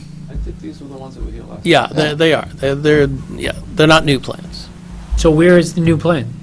Right in front of you. Oh, So, but at that meeting, you hadn't reviewed them yet, That's right. hadn't seen them. Certified. We hadn't done, so they may have been new information, and we refused to accept them to sign because we hadn't even reviewed them by our I took professional Mylar, consultants had yet. Copies made, there's a copy here, gave a copy to. The Jim. problem so I'm was that- thoroughly confused. Are these a new set of plans? I guess they are. Okay. So, no, may I? No, The problem was that. I'm getting two answers here. The problem was that Tom didn't believe that his lines could match up exactly with Dover survey lines. So we have brought the surveyor in to explain to you how that happened. That's what we were to do today. Okay. I thought that's what we just did. He produced the plans on his computer with a new CAD file, and I just don't understand where I've gone wrong here. And that's these plans. That's these plans. Which were absolutely identical to the old plans, right? And he's here to, and Yeah. the question was, Tom didn't believe that that was possible. But Tom admitted that he's not a surveyor. So we agreed to bring our surveyor in to explain that, and that's where we are right now. Could we hear from Mr. O'Driscoll? I believe, well, I'll let him speak. Yeah. Okay, well, again, when I took this project on, I started from scratch. I want to go on record to say I would never, ever seal a drawing that I had nothing to do with, or didn't meet what I believe to be the state registration standards, first and foremost. On both of these projects for Al, I went out, I did my research, field survey, calculations in the office on the monuments, and didn't draw a formal plan, but drew a worksheet on the computer. I then took that worksheet and at the time had the Mylars, overlaid the Mylars on it, and they were exactly the same. The topo was the same, the boundaries were the same. So that's when we decided what we would, and again, we decided to do this because of the decision already recorded. So what we decided to do was to put, like on the sheet that has the topography, we decided I would put, not redraft the plan, the drafting's done. I put my title block on here, my seal, some information on the property, and an affidavit stating when I did the survey, the dates, and that I certified that's in conformance with 250 CMR 6.0 and 6.02. So that's it in a nutshell. Mr. Houston is correct in that an unlicensed person drafted the plan, but quite honestly, that's standard practice in a lot of firms. An unlicensed person drafts the plans or prepares some documents for the registrant to review. But had you found any discrepancies whatsoever, you would have redrafted it. That's You correct. just didn't find that you needed to redraft it. That's correct. Because I think, what Tom's saying is, sure, in a lot of practices, an unlicensed person may draft it, but they're under your supervision. Correct. On a regular basis. This was not done under your supervision, but you feel comfortable enough putting your stamp as if you did draft it, otherwise you would have Yeah, redrafted it. yeah, I could have sat there and redrafted it. Sure. But he did make changes to the plan, and those were his seal certification, so that is a change to the plan. Right.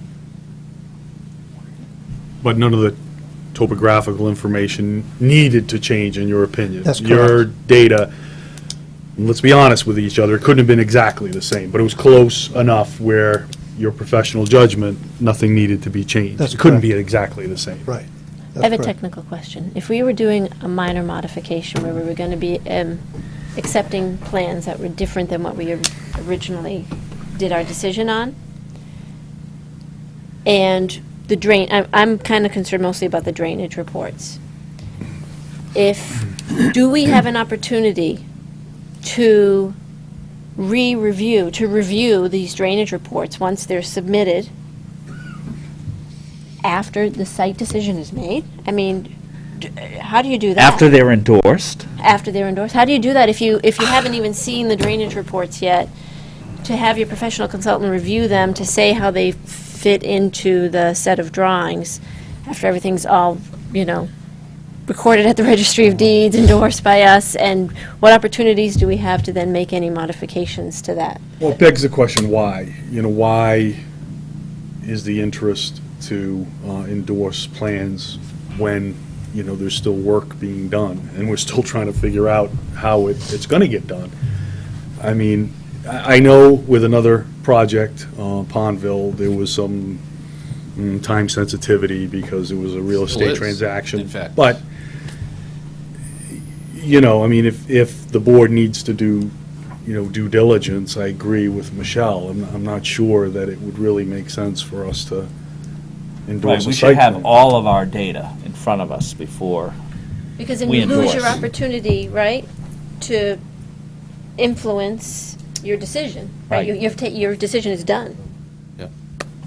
Well, the decision's already done. It's the endorsement of the The decision. endorsement was, as I heard it earlier this evening, was sort of contingent on us being comfortable in three areas. One was the site survey, which we've discussed at length. Right? No, it's fine, but we. And I think, well, I don't speak for the board, but that issue's been discussed at length.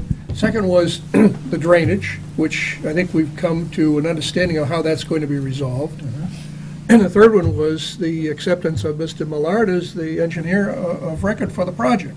And we haven't really finished discussing that, I don't think. But the other two, I think, are, from my perspective, amply discussed, and I think we've reached resolution on it Well, pretty much. with the exception that we're going to be seeing a brand-new drainage report that was never part of any documentation by a brand-new engineer that we've yet to lay our eyes on. Right, But right, and that's something that we will review at the time we get it. similar to getting comfortable with the survey, if circumstances by this now third-party American, if that who ends up doing it, comes up with the satisfactory drainage, That fits like into the this survey design. did, then that takes care of itself. I think so, yeah. Yeah, So So, let's get to that third issue then, which is this engineer of record right. question. Yeah. And that's important because, this board, and certainly some members of this board, we've been through a lot in terms of projects, difficult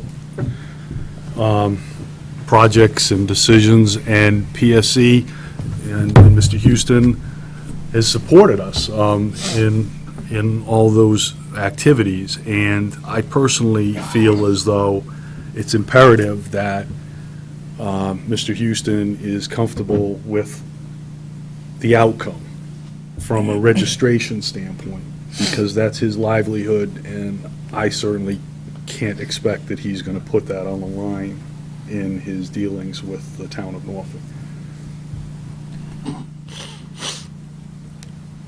I'd also like to point out that it's Mr. Millard's livelihood also. point well taken, but for purposes of this board, Mr. Houston is our consultant. I understand. Well, Well, let me just say, Jeff, that Mr. Houston is our consultant, and he's given us a recommendation. If we chose not to follow that recommendation and to endorse the plans after due consideration, he's in no jeopardy in his license. He's given us his advice, it's in the record, and we've chosen to go in a different direction. There's no problem, as far as I can see.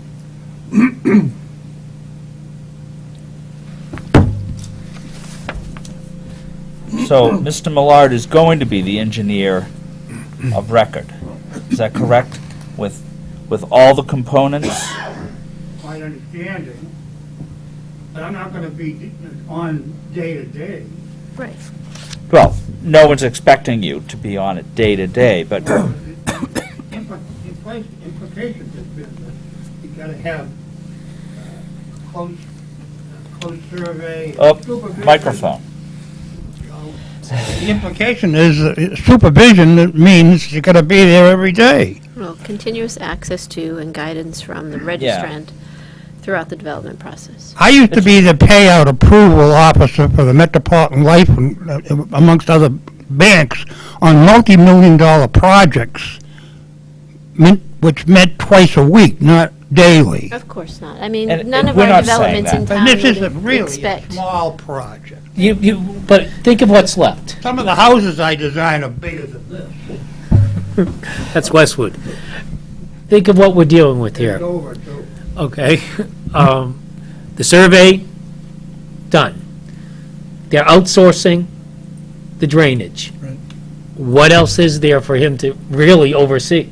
That's it. It's just that he's the engineer of record. Which he has and agreed he's- to be part of. And there's going to be a stamp involved with the engineer, the person who's doing the drainage calculations, and, Which is computer-driven, right. right? You got to think of the risk, okay? The risk is, and you only need this when there's a problem, okay? I The understand. risk is when the drainage and the survey and the engineering, something doesn't align. That's when that position becomes extremely important. That's And what you're trying to protect yourself against. and that's the reason why you have a fallback circumstance, which is a review engineer. He's a consultant to us. He cannot be professionally and legally responsible for these He's not drawings. nor would- professionally, legally responsible, we but how want many to. layers are you going to have? No, I'm- he is. He is. That's He's what we're saying. responsible, that's what the stamp means. Right, that's what we're saying. That's what your stamp means. Right. That's what my stamp Right. means. But he's also paid through this board to review it, to make sure it's sound as well. Right. So. All right, to that let's point, Mr. let's try Chairman. to wind this up. Just, Uh, I'd the- like to say, he spent 80 hours reviewing these plans. Yeah, well, you The, told us that that's a last time. safeguard. You've told us that last time several times. Thank you again for the Now, information. we have to determine that it's a minor modification in order to take the new information in, correct? Well, there's no information to take in right now. Well, I thought that there was a new set of calculations, drainage calculations. Nothing's been done at this point. Oh, nothing's been done? Oh, No, okay. they have, that It's is a what, new plan. There's a new, the only new thing we have is the new I'm O'Driscoll. requesting a minor modification for that new plan, Steve. Oh, We don't okay. have the drainage counts yet, though. Okay, so we won't endorse until we have everything in. So we're going to have those drainage calculations in, and we'll schedule this for endorsement after we get our report back on the drainage calcs and whether or not it agrees with the plan, and all those other topics that we discussed ad infinitum. Could I ask that, is the survey an issue still? No, I think that the survey issue's been pretty Beaten well up. hammered out, don't? should we Is- at is- least make a minor modification to accept the survey? I mean, how do you eat an elephant? One fork at a time. I mean, I want to start, We could do that. is that acceptable to you guys? That is true, because the... Because that's the what- decision was based upon the old survey. But also, maybe American, or whoever's doing the other drainage, wants to be comfortable that that's Yeah. bought off on. I'd support that. Does someone want to make that motion? Well, first we have to move that it's a minor modification. Okay, well, Right. I move that it's a minor modification. Do I have a second on that? Second. All those in favor? Aye. Okay. Steve, could we, Oh, Is- wait, is- we're in the middle of a motion. I'm sorry.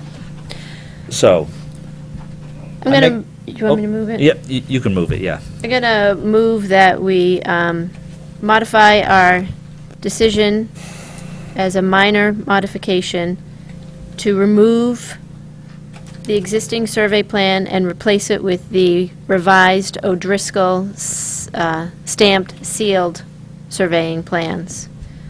November 21. I don't know however many there are that are by O'Driscoll. Dated. That's what I was getting at. Is that November clear? 21? Is that clear? I in think terms he of- stamped 3 of the Number 21. plans, yeah. Okay. Three. Okay. Let me, we need to cite the sheets. Yep. Thanks, Tom.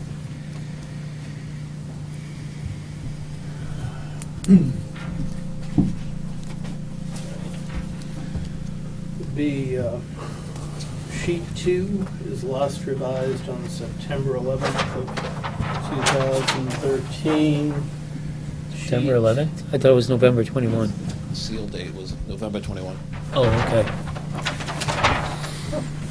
Well, I'm looking at the last revision sheet, I'm sorry. Shouldn't there be a Yeah. revision date for when it was, a new stamp was put on? I handwrote that in. Yeah, so you can do that on this one too. You can handwrite on the revision dates, you'll just add the 11/21. And just, to add the. You want to do it now, Michelle? Well, let's get through this first. I know. But we'll want to reference that date. The surveyor should make. Yep, Yeah. yep. Okay, so it's sheet 2 endorsed by Mr. O'Driscoll on November 21st. Sheet 3 of the drawings endorsed by Mr. O'Driscoll on November 21st.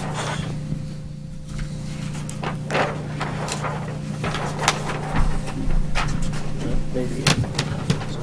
Oh, the cover, thank you, there were 3 sheets, right.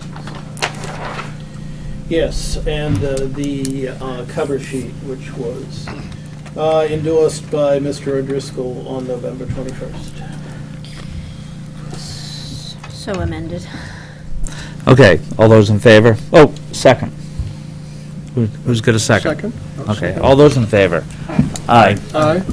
All right, so, at least now we've got a minor modification to substitute the new plans for the old plans for the endorsement. Now, the next minor modification is to accept the new drainage calculations. We don't have. Well, we will allow the acceptance of new drainage We'll calculations. do that when they have Allow a them. presentation of them. What's that? You'll allow us to present them and ask you to accept them. Well, here's what's going to come up, though. I mean, because he's going to submit a set of drainage calculations, Tom's going to review them. It may become minor, it may become major. Right. Since minor modification can be done on the fly, for lack of a better term, why don't we let that get done that way? Yeah, that's exactly right. We're just making a minor modification to be able to accept new information, because our hearing's closed. Understood? Understood. Okay, so does some, There's But I one say question we from the make that applicant. when we have the information to be received. well, Can't we do that? Well, the problem is this, is they may be able to get it to them in a week? and Okay. have them review it, we won't be I meeting. see what you're saying. So with the chair's permission, we'll submit a copy to you for information and get a copy directly to Mr. Houston when they're ready. Yes.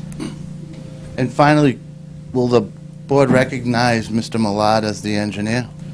I think that we have decided that we are going to haven't have changed that at Mr. all. Millard as the engineer. So he has a very sick wife at home, and for the next meeting, does he need to be here?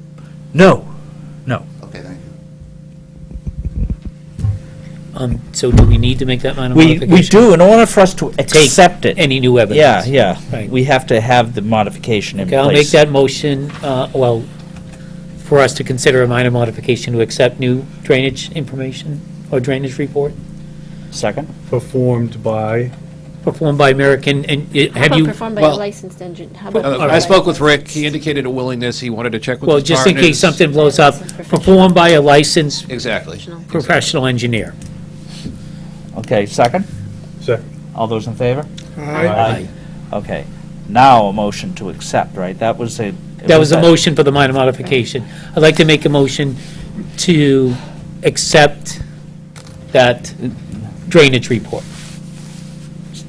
Wait a second? No, we don't have a drainage report. When it When, I'm arrives, sorry, when we'll provided. accept Sorry, it when it Walter. You're arrives, right, yeah. that's fine. yeah, When received. all right. Did you second that? I second it. Okay, all those in favor? Aye. All right. Thank I you. think that clears it up. Thank you. Good night. Thank you for coming in, Ms. Millard. Yeah. Best wishes for your wife.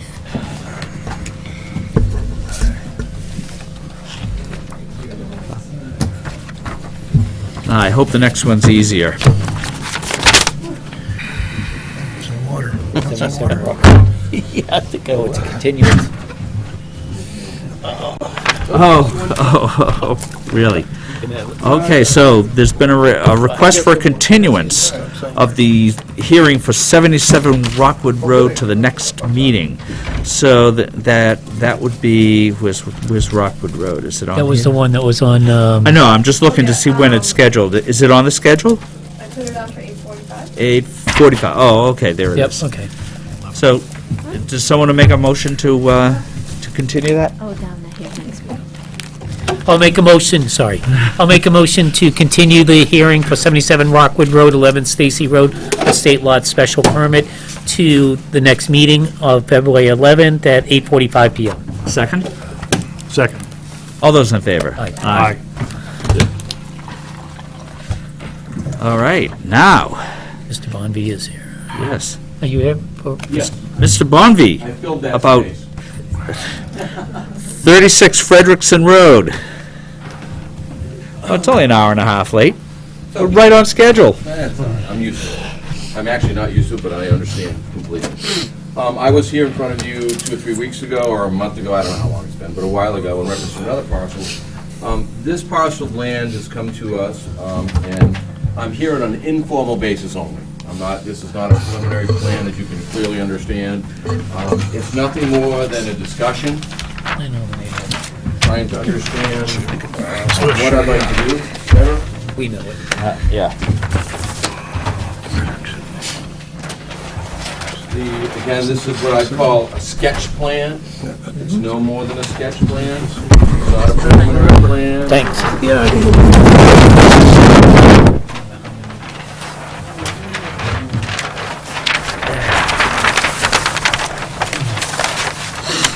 I have an engineer that does Look at those plans, records, basically, sir. I call sketch plans.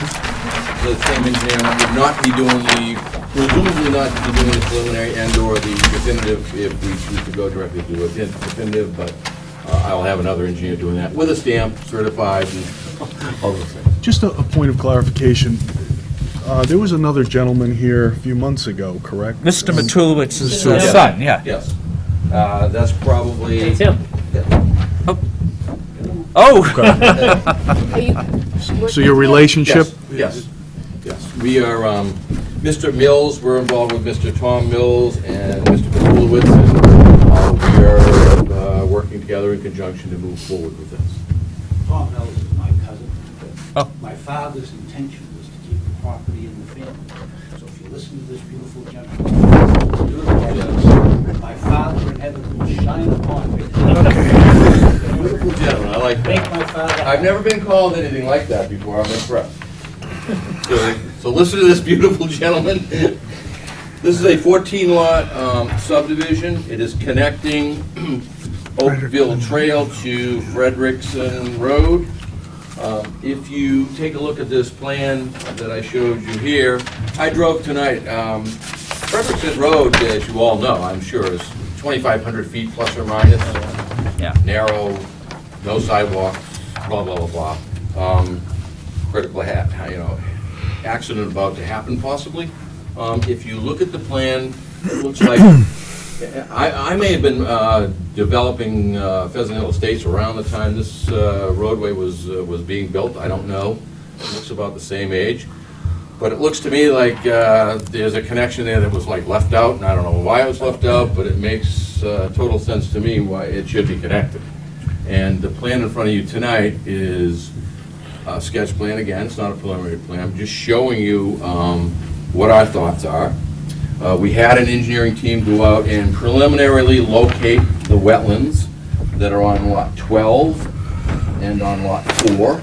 They are not done by a wetland scientist, only by an engineering firm. So they will change once they're done by a scientist, an environmental scientist. We presume there's a possibility of the loss of 1 or 2 lots through drainage, etc. We have not taken into account that, whether it be retention areas or whatever.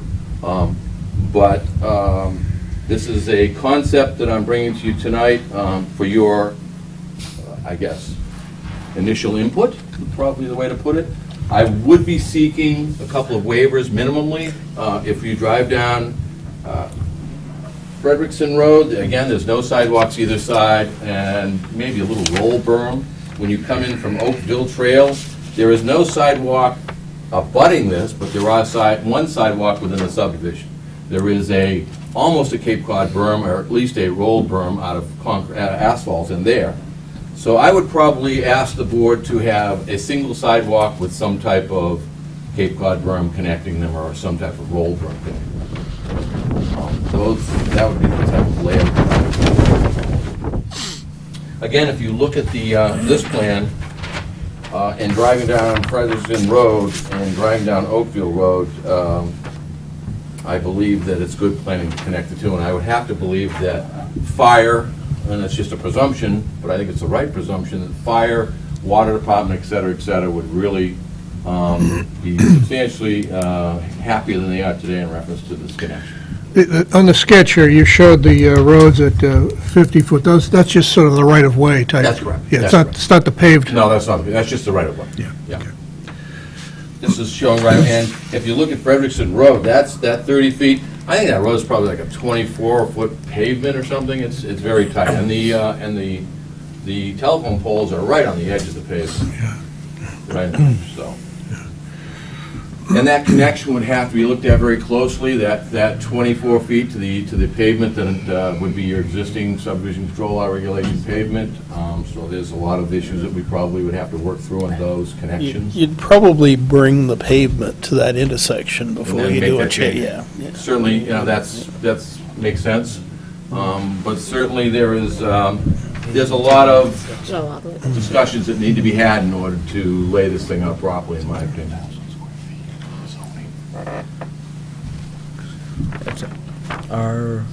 Is this R2? This is actually, the zone is R1, 30,000 square Oh, feet, 100-foot frontage. this is R1, huh? Yes. Okay. Yes. 100 or 150? 150-foot frontage, front setback 50, sides 25, rear 25. Originally, I was going to say if you considered open space subdivision, but it's really not the best location to even consider it. No. Doesn't seem as though it would be of any advantage to anyone to have an open space subdivision here. We have in Lot 12 also, I think just clips or goes through Lot 12, a habitat issue, so we've looked at that. There are a couple of issues with Lot 11 and 12, so they may be an area that maybe there would be some retention and maybe give those 2 lots away. We're not sure, we haven't got to that point yet. I had And always I'm not even sure, it might even be heard that there was 4 some or 5. wet down in this area. I think it was in this area. Yeah, well, you can I'm not actually see sure. it almost, well, if you look at Lot 4, see the Up pond? in here, yeah. Well, the engineer was out on 4 and 5, and he didn't locate any more on 5. He thought that the wetland was less than what he presumed it was going to be in 4, but more than what he thought it was going to be on 12. But again, we have not had a wetland scientist out there. Okay. This is just this is what I call a sketch plan. This was put into the engineer's, AutoCAD computer. The lot lines, the bearings, the distances are correct and all those types of things, but when we start figuring drainage, we start doing perk tests and all our studies that we need to do, it's not going to be more than 14, and it's going to be between 14 and 1. Well, correct me if I'm wrong, Hopefully Steve, closer to 14. but if it gets to 10, is that where the affordable housing requirement? Yeah, We'll once it's kick 10, in, so- one of them Yeah. has to be No affordable. problem with that. Every 10th. Yeah. Does anyone have any questions? You guys have any questions? This looks like exactly what should fit into this space. And that's what I'm, Yeah. that's what I'm looking for. Yeah. I mean, it's, Just a minor thing that looks like you can adjust for it, but in Yeah. addition to the frontage, there is a lot width requirement that's measured in a straight line Okay? between the intersections of the side lot lines and the, well, straight line and the frontage. So like some of these that might have exactly 150 Yeah. on a curve, the lot width that measured as a straight line is not going to meet 150. Okay, It looks like you can adjust for it, but Where's the straight line, Gina? no problem. from here to here. No, I'm talking about lot Yeah. 4. Well, it's That would- it's from here to here. More than happy to look into that issue for you. Yeah, watch And that's what I'm, that's what I'm here for. lot I- 4. That's Exactly what I want to hear. So when we come in with either, again, does this board normally, do most applicants go through a preliminary, do they go right to a definitive? How, Most people go through preliminary before they come All right. back in. trying to get some guidance, that's all. I want to make sure that I'm doing it the best way here and the least amount of time and effort for everybody. That's my goal.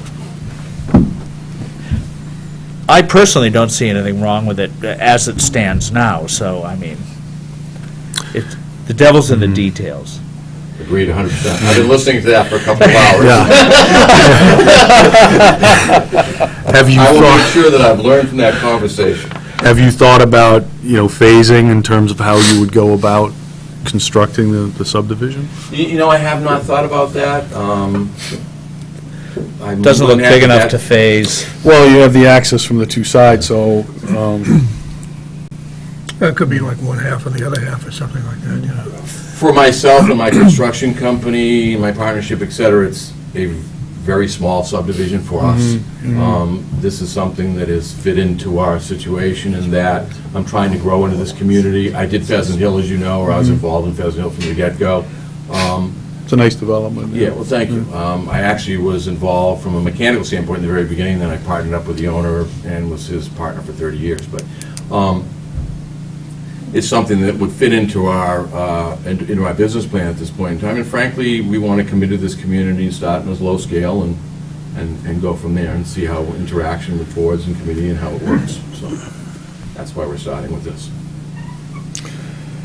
I guess, the only other thing I would mention is, we have had some issues in terms of tree clearing, and we do have a bylaw in terms of setback requirements and things of that nature. So, some things may have changed since the Pheasant Lane development. Oh, Sure, they did change, so. That was 35 years ago, yes. So, Yes, no problem. just, yeah.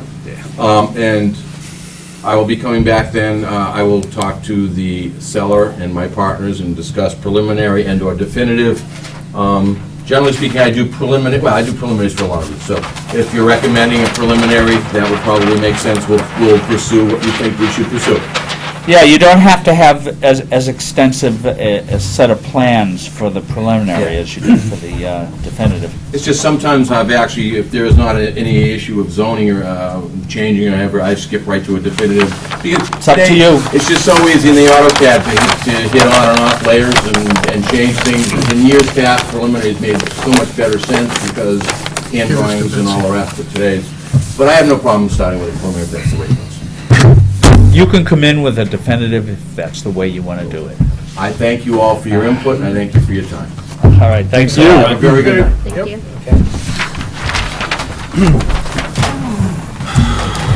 Yeah. No. Which one are we on? The next two are going to be continued. Oh, yeah, continued. Hey, you saved your agenda. We're almost right on time. All right. Okay. The following,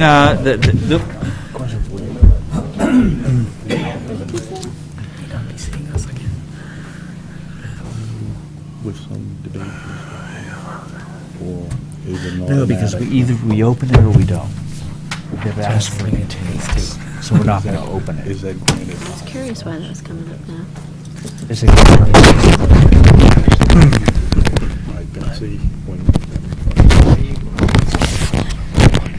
It's a request from the applicant. The reason why I say that is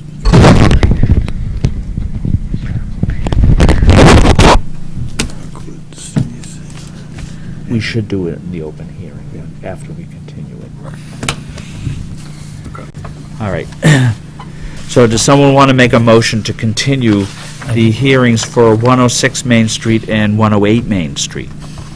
I will move to continue the public hearing for both 106 Main Street and 108 Main Street to our next meeting, February 11th, at 9 o'clock and 9:15 respectively.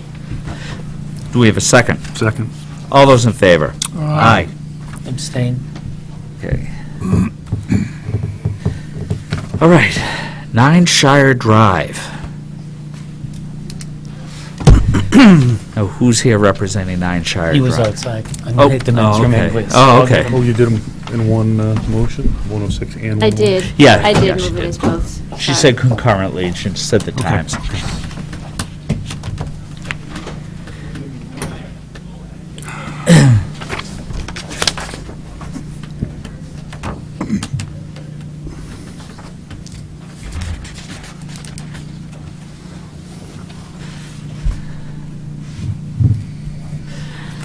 Betsy, is this a new board, a special permit by the Planning Board of Zoning Board?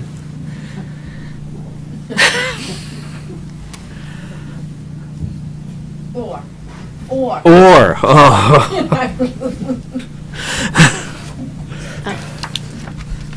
That explains it.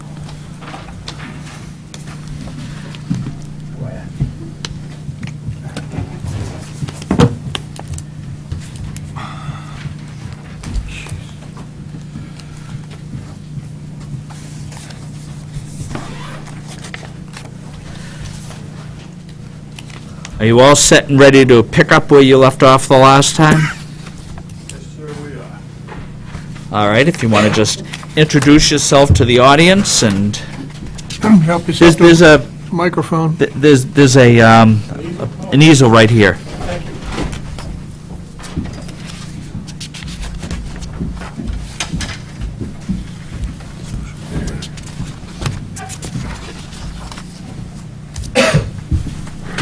There wasn't very much, so that we were talking about the fence out front. I think that was one of the major. Good evening, things, Rick wasn't it? Goodrow with United Consultants, Kevin Wallace, the owner of the property. Mr. Chairman, I do have some 11 by 17s. That would be easy for the board members. Take one. Thank you.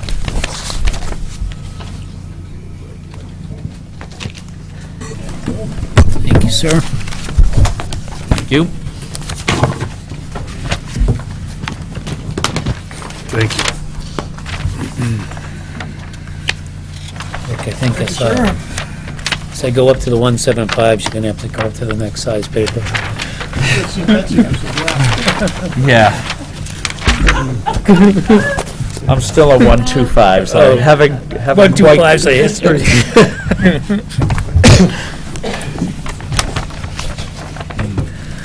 I did bring the magnifier. We all need it. He's always prepared.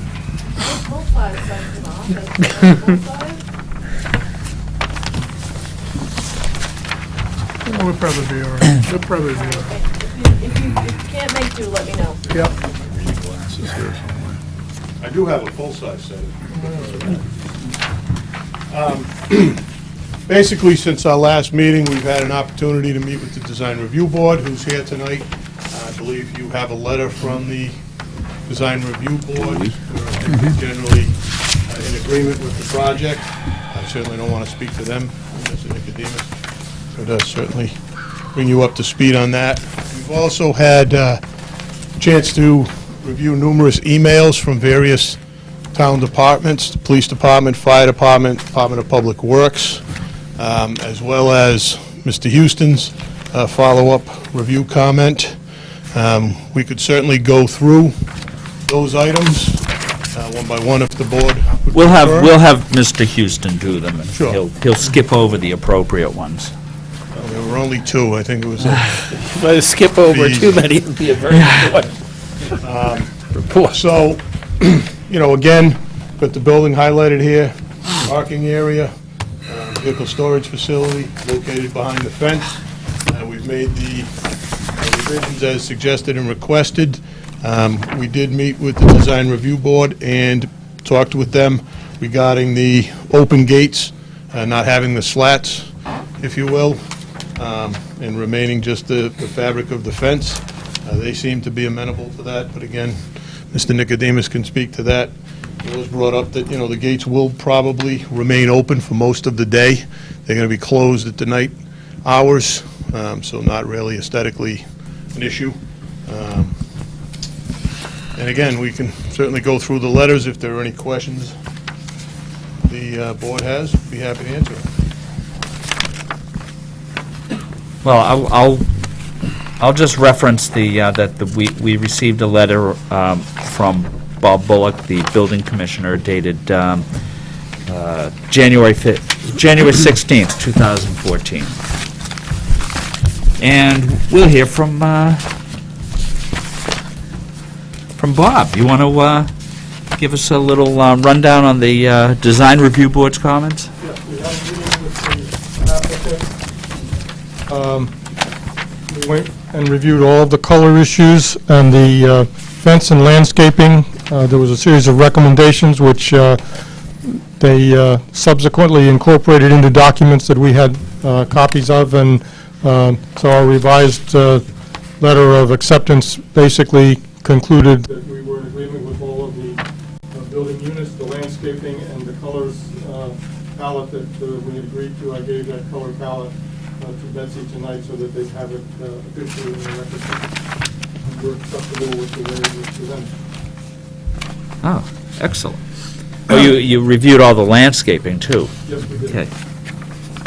And we got the changes and then Great. Excellent. Ask him a question? Sure. Bob and sir, how did you end up on the fence, the perimeter fence? What did you agree to the fence, type of fence? Our understanding was that everything except the gates was going to have the black vinyl element woven through the fence. Those are diagonal or vertical, whichever. Whichever. So the fence itself would be, you would not be able to see through it. The gates, you would be able to see. Yeah, he made that point earlier. Yeah, okay, all right, understood. I think the other question at the last meeting was what the gate design was going to be. I think you weren't sure whether you were going to support it from above or because of the weight of... It's just going to be a rolling gate. Some of the concerns we had previously were the weight of other types of gates and the need for those to be supported with an overhead rail system.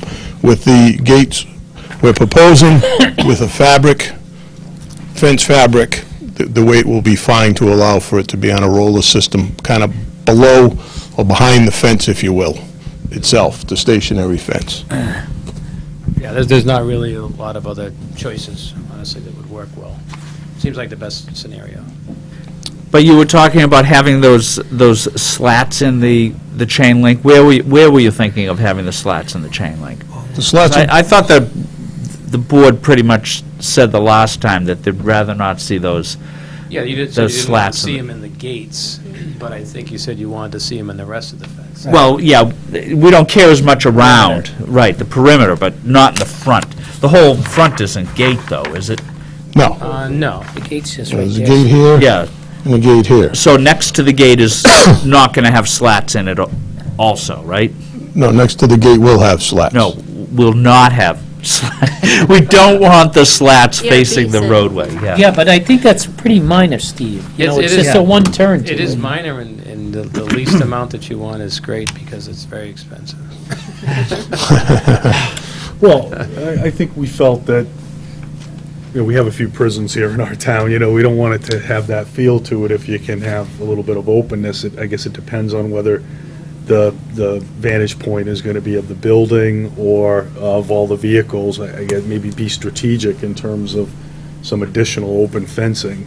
I mean, do you have any thoughts on what that might mean? Where else you could have, it be open so that you didn't get that feel like you had one gate and then... I mean, I guess we're more than willing to leave it open all across the front if that's what you'd like. I don't know what difference it would make. Design review just went through this, though, I thought. Well, right, but we had said that we didn't want those slats on the front. But, first of all, the So- gates themselves don't have them, right? Right. Okay, and as far as I can see, really across the front, other than this 90-degree on the left side there, where else are we? You'd have this section right here. Yeah. Right? Correct. This section from the property line to here, and from here to the building, And that's really the biggest area. right here and Well, how about the a same little bit over fabric there. then? How about the same fabric for that part of the fence on the front? That's what it would be. That's what we proposed. Oh, no, you said slats, you were having slats there. Well, no, the same black screening that's going to be all around the whole thing will be everywhere except the gates. So there's going to be chain link fence surrounding the Right. entire area. Now, you have me lost. And What are then- you talking about fabric? I thought that they said that they were gonna have fabric on the That's gates. metal, that's the metal. The metal slats are the fabric. Okay. Vinyl slats is what Oh, There will be slats installed from the gate all the way around to the gate, and then from here to here. So why don't you and just here to leave it open all across the front instead of having the slats on running through the fence? You know, maybe Conflicting Bob, information from DRB. yeah, Bob, maybe you can speak to it a little bit, what your opinion is.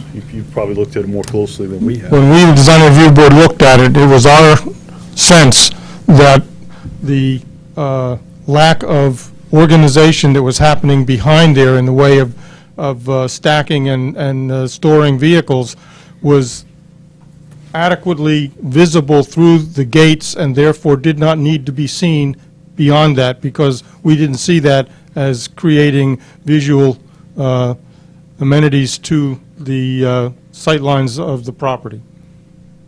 The only problem that we had was that those slats in the chain link fence deteriorate very quickly.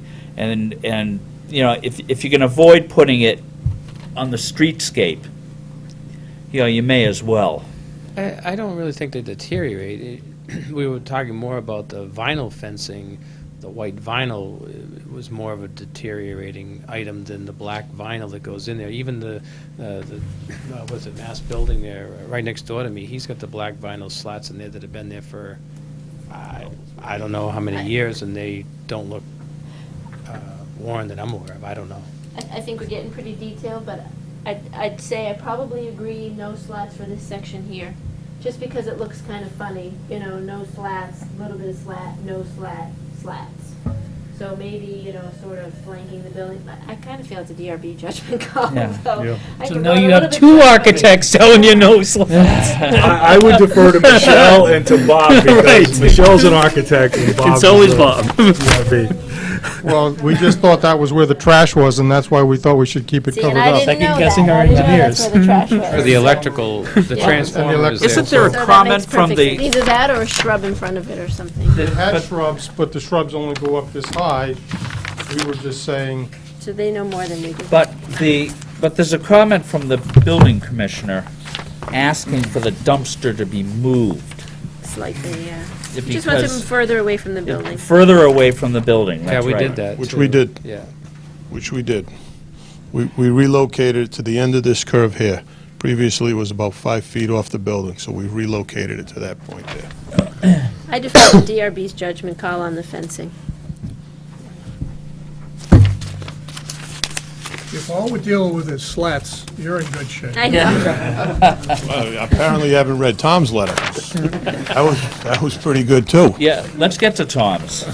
Well, you know, I feel like igniting new controversy, because I did mention the slats in the fence. And I was not in favor, but that's all right. The only substantive comment I had was number, first of all, we had 25 comments. I thought they addressed them all. There were two left, 18 and 37. 37's the fence, which we've beaten to death. 18, it's the manhole where they're bringing the 18-inch line out. It's actually not on that drawing, but it's a little off there. They're bringing, there you go.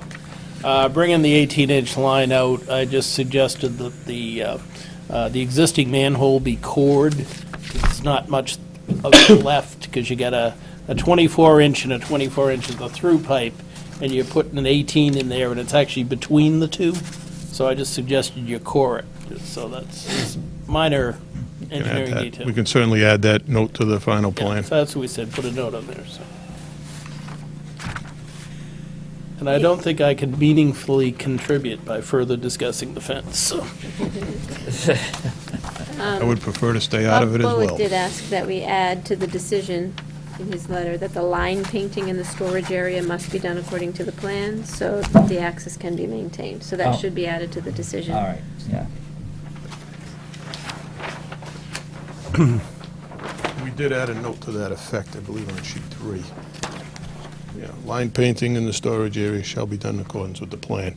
But Bob Bullock had recommended that it be a condition, but we added it to the plan. But we have no issue with that. Okay, now, there was a comment from Chief Stone that arrived on Wednesday, January 29th. I'd like to put that in by reference also. But he's saying that it would be good to have night vision cameras or clear video or something like that that could give you a little more security, because they're not going to be able to get around the building. I think that's what he's saying. Yes. Yeah, I already planned to put cameras in day one anyway, so. Right. I have them where I'm at now, and it's just part of doing business. Just to protect what you have in there, sure. This is all I see. Does anyone else have any other comments? Did you get the memo from Stephen Olson? The water, Stephen Olson was sent it to the water superintendent. Did you get that memo? Yes, we did. All right. We addressed those issues. Mainly, we had added the note to the plan with respect to the type of water service being proposed. Existing water service is labeled on sheet 2, and Mr. Houston had commented on that as well. 2-inch, 200 PSI blue PVC water service with a 10-gauge copper tracer wire. We contacted the water department for their specific requirements. We are proposing to sleeve it in the area where it's within 10 feet of the sewer line. And I believe there were 7 comments that they had. Most of them were addressed. There is no fire protection system, so most of the fire protection comments obviously don't apply. And then they had requested some details on the meter and the water flow for the meter and the sizing.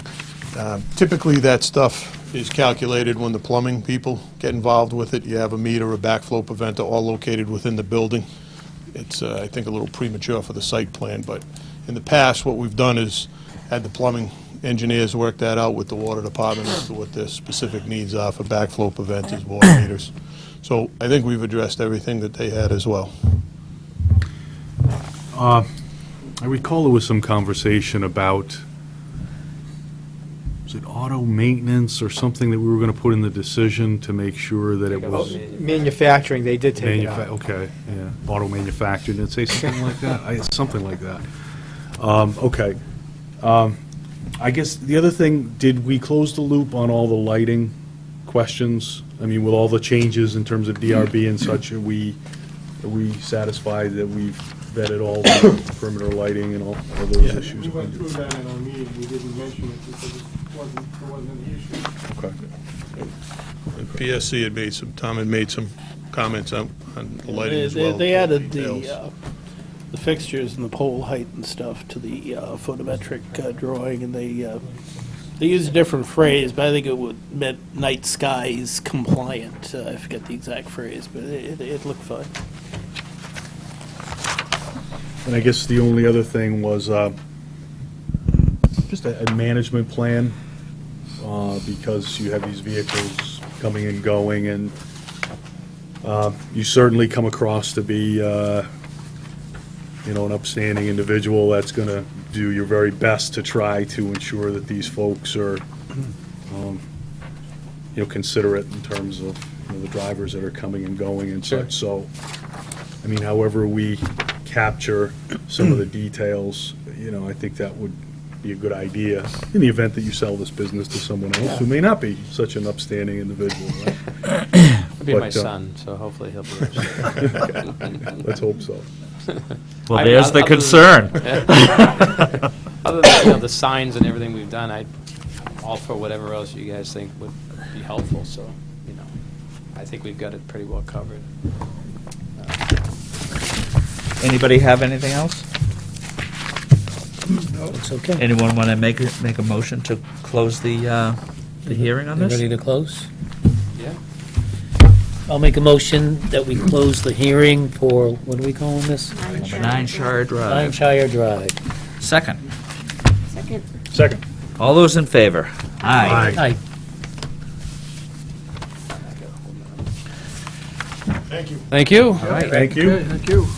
Good luck. Thank you.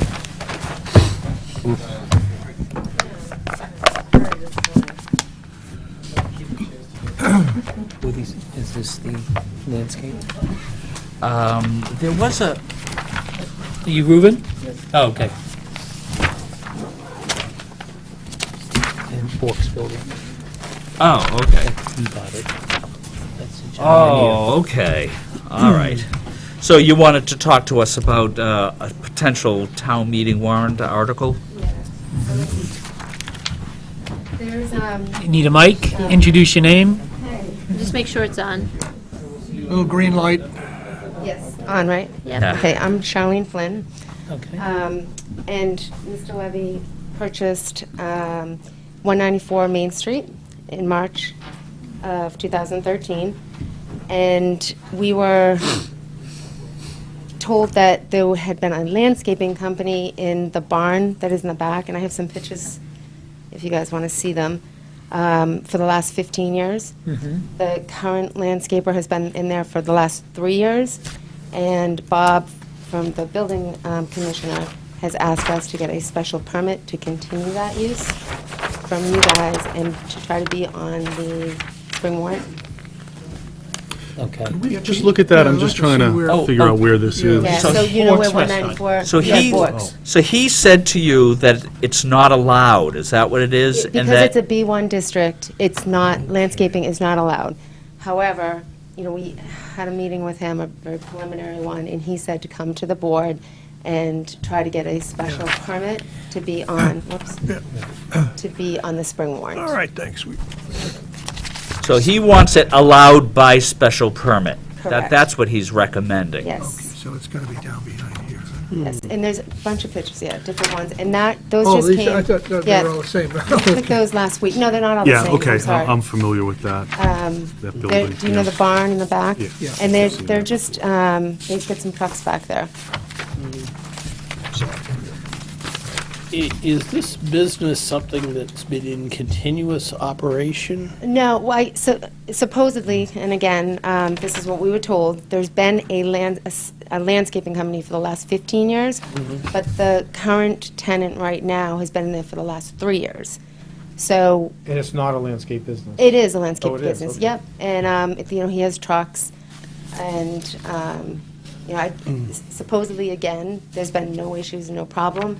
However, It's, yeah, it's Bob not had allowed said use, we yeah. do, because it's a B1 district. What's the we name would- of the landscape company? Can you MF pass those down? Oh, sorry. MF Landscaping? MF. Yep. Mike Fitzgerald?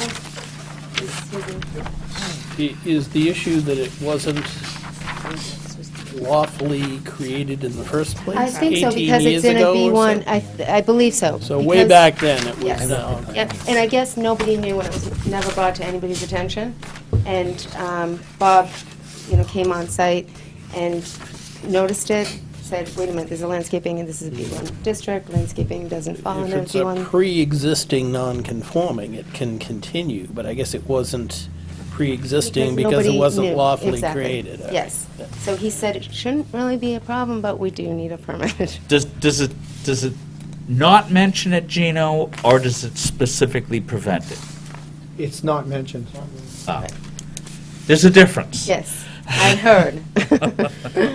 So is that part of a larger parcel, or its own Yeah. parcel? or- Nope, Mr. Levy purchased the home outside the business to the left of Bork, set in the back. There's also that little strip mall with 3 stores or 4 stores? 3 stores, Bork, their insurance company and the credit union. Yep. And then down below, you can see the pictures. Yeah, to You the drive right, down, and and then you go around, and there's a barn. And all the way down. You can't, I mean, you can see it kind of in the winter, for the winter views, you can kind of see the roof of the barn. But other than that, it has no, we're not taking any integrity away by having it down there or anything like that for the visual eye, I guess. But it's part of that parcel that you Correct. have the Yep, it's- three stores, Yep. the boards, Yep. et Now, cetera. is this It's use part- allowed by special? Yeah. So that's what you bought. You bought the commercial strip, and, right, and that's part of it, obviously, Yeah, but. it's the same Yeah, parcel. yeah. Oh, okay.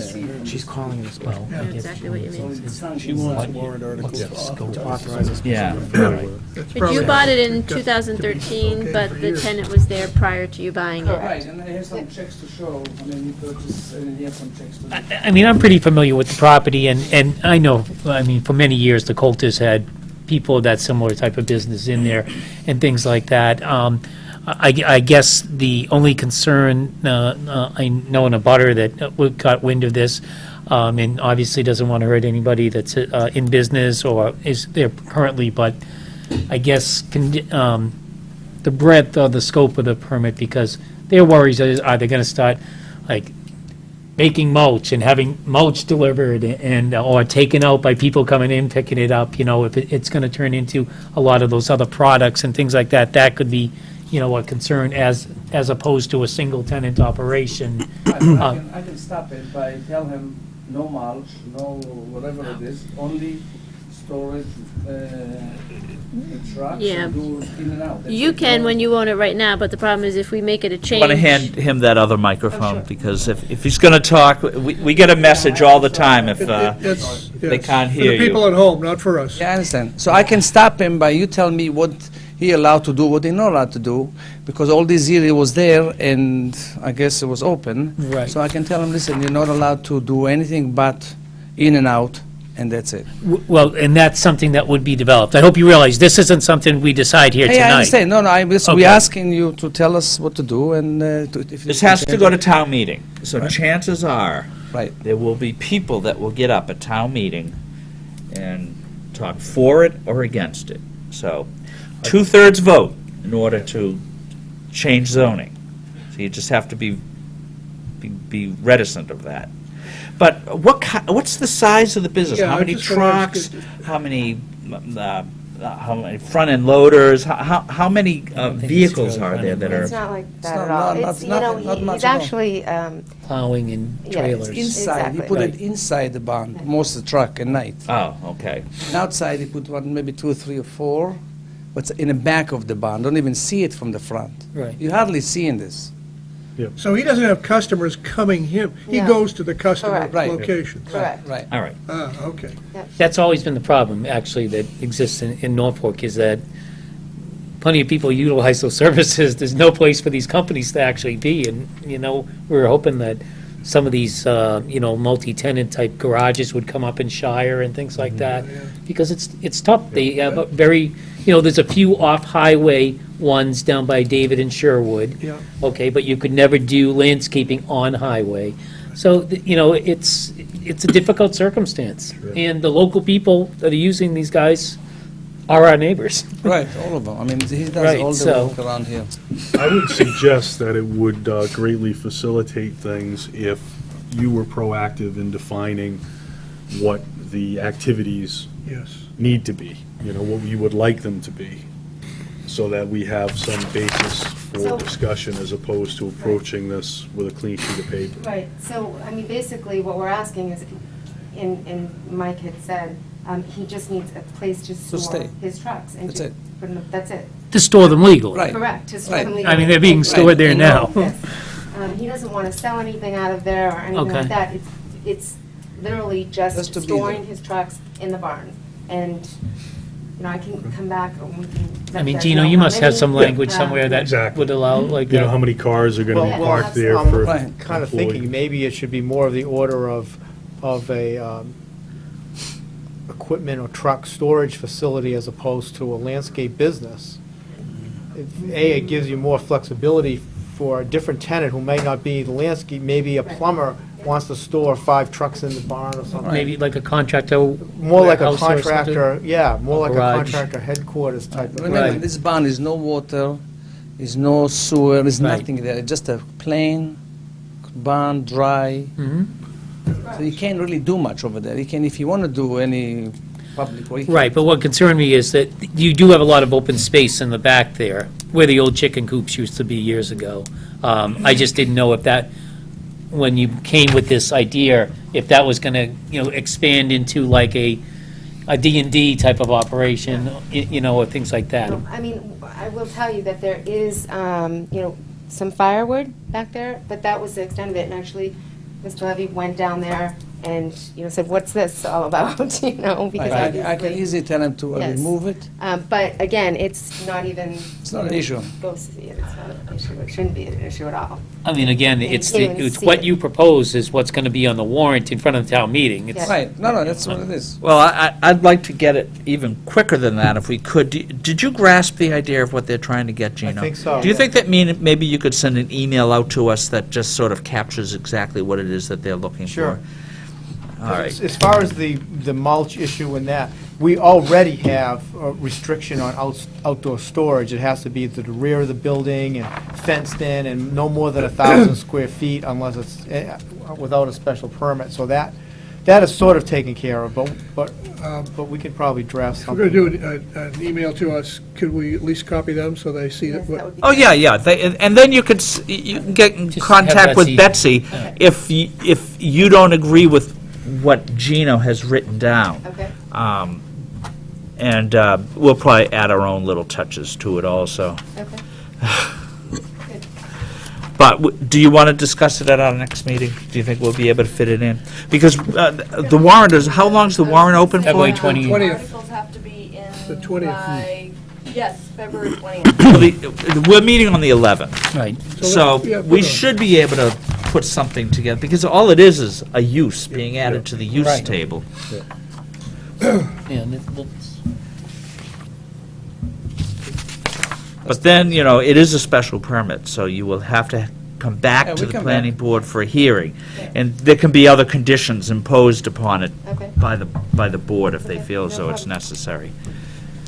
Very good. All right. Thank you so Okay, much. thanks a lot. Okay. Yep. You Yep. too. You too. See you. Okay. What's left of it. Thanks, Betsy. Thank you. And you have our email, Yeah. right? Thank you. Bond for Mill River Heights? Do we have a bond for Mill River Heights? Did I Well, see yeah, that in my packet? I remember seeing Bob send something to us. Continuation from last Yeah. meeting. We had questions about the, Clarification on Okay. the monopoly. the KIP. Oh, Yeah. I saw that, yeah, he did have some sort of an email that he sent out. Yeah, I had asked him for clarification on that.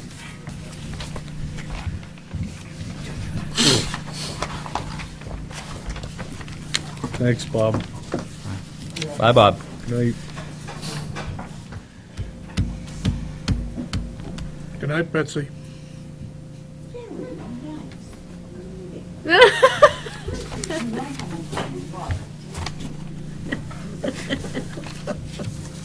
We didn't have the entertainment we did last, the last session. Kevin,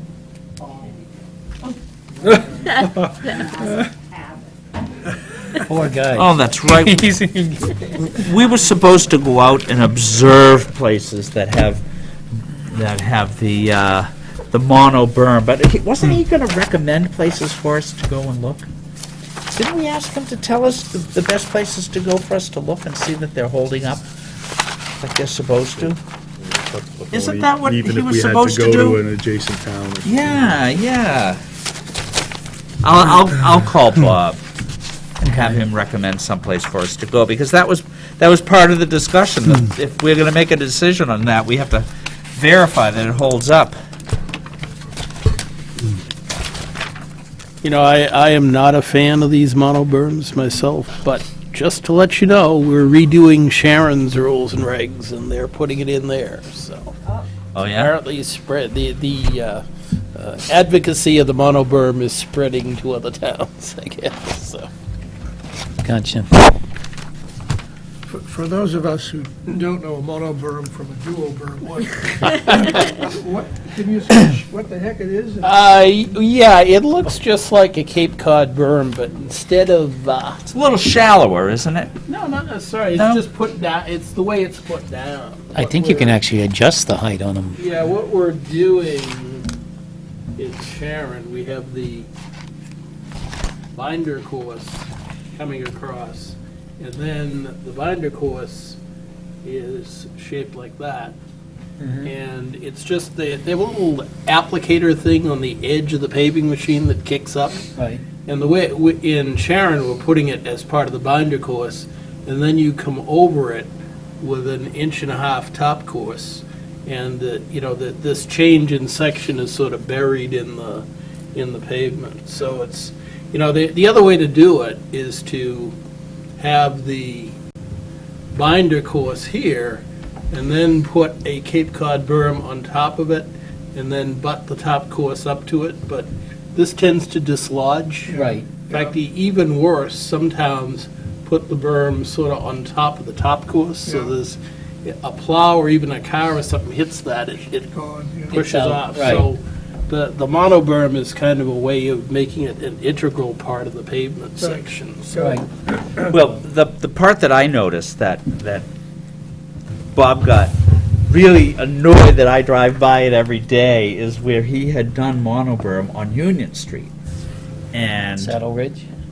not quite that far down. Okay. But it's near where King Street and Union Oh, yeah, Street okay, yeah. come together. And the monoberm's all worn out because the plows just, they... As they go around the corner? Yeah, they do. that's They just, part of it. the plows come along and they just scrape the whole thing off. Yeah. So, And you can create issues with stormwater then No, because. that little red yeah. car took a plow, see? Yeah, so it's not the panacea, I don't think, but it has its His point is advantage. he'd rather see the plow take that down than. Than to break the than- plow than with break the plow granite. with the granite. Because he says my plows are getting hit either way, so I might as well save my plow rather than save the curbing. Right. plus, although it may get scraped off every winter, it's easy to put back. It's and easier then, but, for- when you Pheasant Hill is a prime example of having a whole mix of different types of curbing in it. And, the places where the berm is the asphalt berm, the asphalt concrete berm, those places are a mess because it's always being repaired. It's constantly being repaired. Well, there's yet another berm thing, which is that sort of bread loaf shaped type berm that has almost a vertical face, Yeah, and it yeah. sits on that's good for half a season. Okay. All right. Okay. So I'll call Bob and I'll ask him where we can go to see these monoberms that he keeps telling us, because I thought that you said North Attleboro. He says they're all over the place in North Attleboro. If he could just recommend some places for us, right? Because we did say that we were going to do that. Okay. Still have to establish the bond, right? At Mill River? Regardless of the berm issue? Right, so they want us to establish it? Well, if we could, What's the cost to complete? we could probably do it with the bond that he has here, and then if we say to him, we'll try the monoberm there, we can take the cost of the granite out, because he's already got it built in.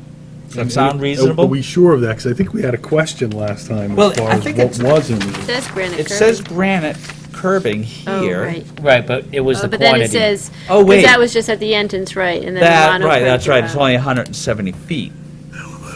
Right, good point. So, Oh, top course monoberm. So before we vote on this, we're gonna have Yeah, to have them make a adjust that. determination, yeah. Well, I think the safest way is as you recommend, which is get the Put it cost in to there. complete with the granite, and then if we decide to take it out, we can back it out of the bond. Right. That's the safest way. Yes. Can you let him know that, Betsy? All right, thanks. okay. And while you're at it, can you ask him to recommend some places for the board members to go and look and see where the monoberm is that he feels as though it was really successful. There is monoberm over in Fox Run, but it's brand new. And it looks much nicer on the side where the granite is. Looks over where the monoberm is. In Rentham? Yeah, when you cross the line. He may come back and tell me, look outside my front door, because I do have some. It's been there for a couple of years. All right. I think we're moving our way down. Oh, I did ask Andrea if she wanted to CPC? fill in for the associate member since Greg left, and she said she'd be perfectly willing to come in to fill off Greg's year if we wanted to. So, do we want to have Andrea, do you want to vote on her tonight and just let her know? I would make that nomination. Okay. Is she going to serve on CPC too? I imagine. We haven't filled CPC. We'll just give it to her.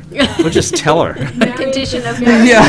Marion's been asked. Yeah. Do we have a second for Andrea? A second. Okay, all those in favor? Aye. Aye. Jeff, did you move to appoint Andrea as associate member and CPC representative? You know, I don't think think- we should have that conversation with her. I don't Yeah, think yeah. we should just, yeah. I mean, A lot of times we volunteer people when they're not here. it's not a good idea to It's do fine that. when you're a board member, but Okay. All right, so the plan modifications for the drive-through. Have we heard anything back on that? That's the. Oh, sorry, I skipped over. Yes, you did. Jeez. Skipped quite a bit. Yeah, I know. You did skip I did. quite a bit. Well, we did the Mill River, and then I just sort of jumped. Okay. We've had, for the board's information, some initial discussions with Mr. DiMartino, and we've requested that he provide an as-built drawing and provide some documentation as to what was installed on the site, so that... At this- 240 Dedham Street. Yes, at this point, we don't have the answer with respect to compliance with the design, but we're working away at that. And this is strictly for the modification? Yeah, Well, but they were tied together. In the special board permit. was asking the as-built stuff to be... Okay, because there was concern brought up by the abutter at Leo's Landing that there was never a, wasn't there supposed to be a short wall or something? Yes, there's a wall between the two Well, properties. that's still going to be addressed and picked up. Yes, yeah. Okay. All right, that's fine. I don't know whether it's there or not. I haven't been out to the site. I haven't been but, yeah. recently either, but I just remember it was kind of graded down instead of, Yeah. okay. Review and endorse 75 Fruit Street. Have we looked at the 75 Fruit Street? Oh, isn't that the one where the tree is, where we had the tree hearing? looked at it a long Yeah. time ago, I think. That's Oh, Ken Tripp's you mean on the property. corner? On the curve, yeah. Yeah. Oh, boy, that brings back some memories. Oh, I Now- actually have it. The tree has been trimmed, I live there, so the tree has been trimmed. The view going around the corner, the visibility is much improved with the trimming. The tree's fine, the view is fine, the issue is fine, leave it alone. All right. So you've already checked all this out, right? Everything's Yeah. good? Gino's looked at it. There were some minor things which have been corrected, and so it's fine. This is a three-lot, Subdivision? Well, Three lot- A&Rs, for right. the Tripp property, right, on Fruit Street, yeah. Former tree warden. So I'll make a motion to endorse the A&R plan for 75 Fruit Street. Do I have a second? Second, All those in favor? Aye. okay. Okay, so we can sign that. 201 Main Street conceptual plan. What? That's me. Oh, that's right. I asked if you could be put into the new business. Yeah, all right.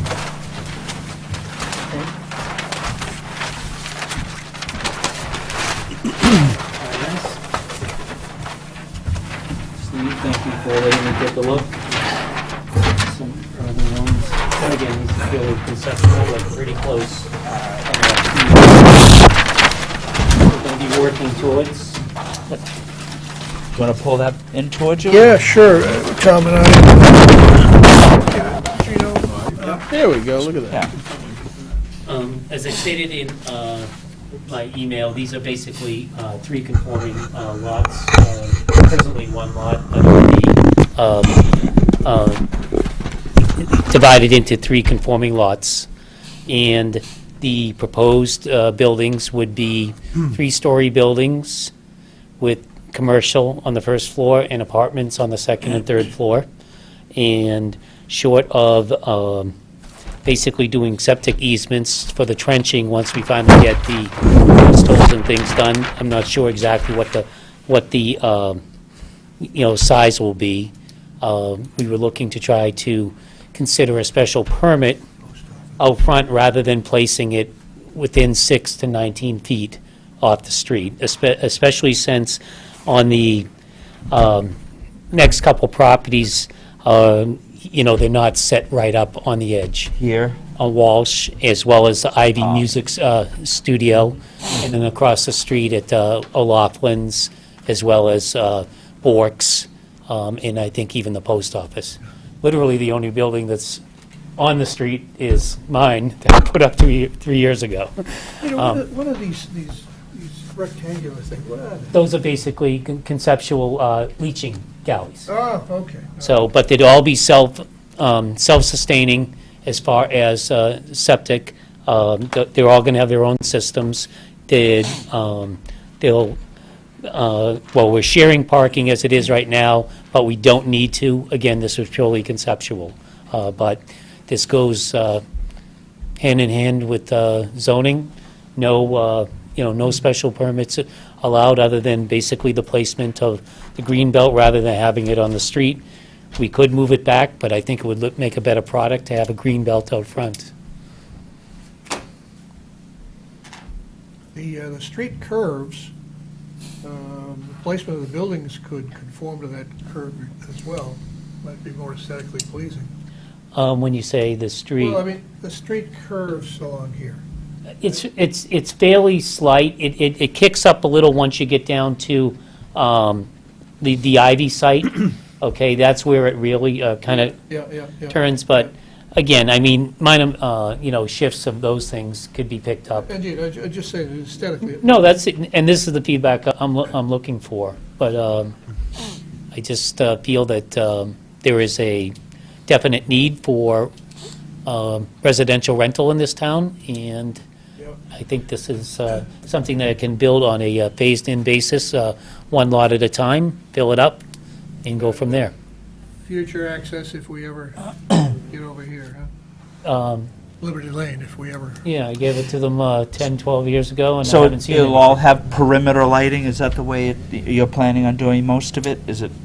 Haven't got to the, No plans on that the yet? photo yet, but again, this was just something.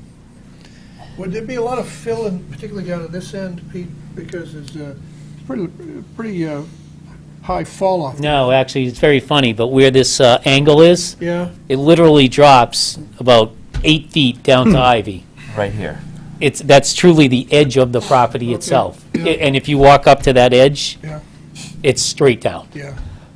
So, This has actually been contoured here. right, we've done a lot of preliminary stuff on this before. We have topos, we have, earth removal and things like that, so. Do you need any retaining walls or anything back here along the railroad? It's a gentle slope all the way down. It's I mean, without all the little scrub pines and stuff, it's a nice flat site. I like it. I think this is better than what I've seen for this site on other times. Well, It's just cons- telecommunicator. It's You just consistent. killed my other plan. What It's can I say? consistent with the thought that we've had about the B1 district of trying to get mixed-use property in here. Yeah. Right. And, it would be basically, first floor would be basically just professional Yeah. or mercantile, no heavy duty, no restaurant plans, things like that. We just, white collar type of operation, but, it's needed. I've put a couple simple ads in the different times, even on Craigslist, and I get 30 responses in a day. People want to move to this town, but, not all of them can buy a $600,000 house. Parking's going to be a little tight down on this end. There's going to be a bit of a walk for those guys that are living over in that building. Which one? This one here. That's actually closer to the T. That's it. This is the end. This is Bork's here. So. Oh, yeah. Yeah, this is Bork's, this is the post, O'Laughlin, this is the post office. So. So I'm sorry, I may have missed it in terms of number of units and such. You haven't worked through those details yet, or you have? Oh, no, I know exactly what they are, and they're Okay. zoning compliant. Yeah, Basically, they're. I just asked how Oh, many. no, what I'm saying is they're, I put it in the email. Yeah, Basically, what it is, it's 4 units per floor, 3 floors, okay? The first floor, where it's commercial, will run anywhere from 1,000 to 4,000 square feet, because that's what the usable space will be. And I wanted to leave that as flexible, because a dentist might need 2,000 feet, or, a small office may need a 500. And the second and third floors will be actually, I misspoke on the email, they're all going to be two bedrooms on each floor. There'll be 2 and 2, so a total of 8 units, all 2-bedroom units.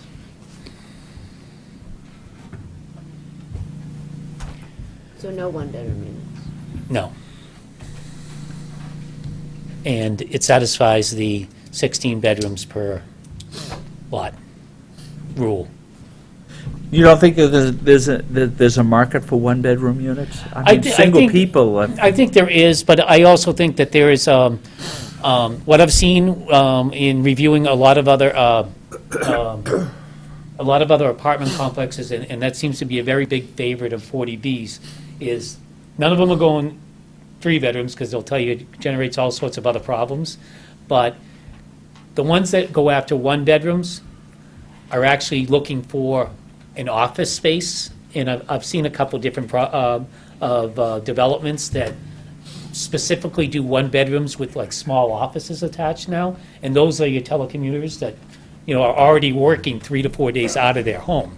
So rather than just, I'm trying to keep the economy of scale, consistent design, and just go, with one consistent type of building.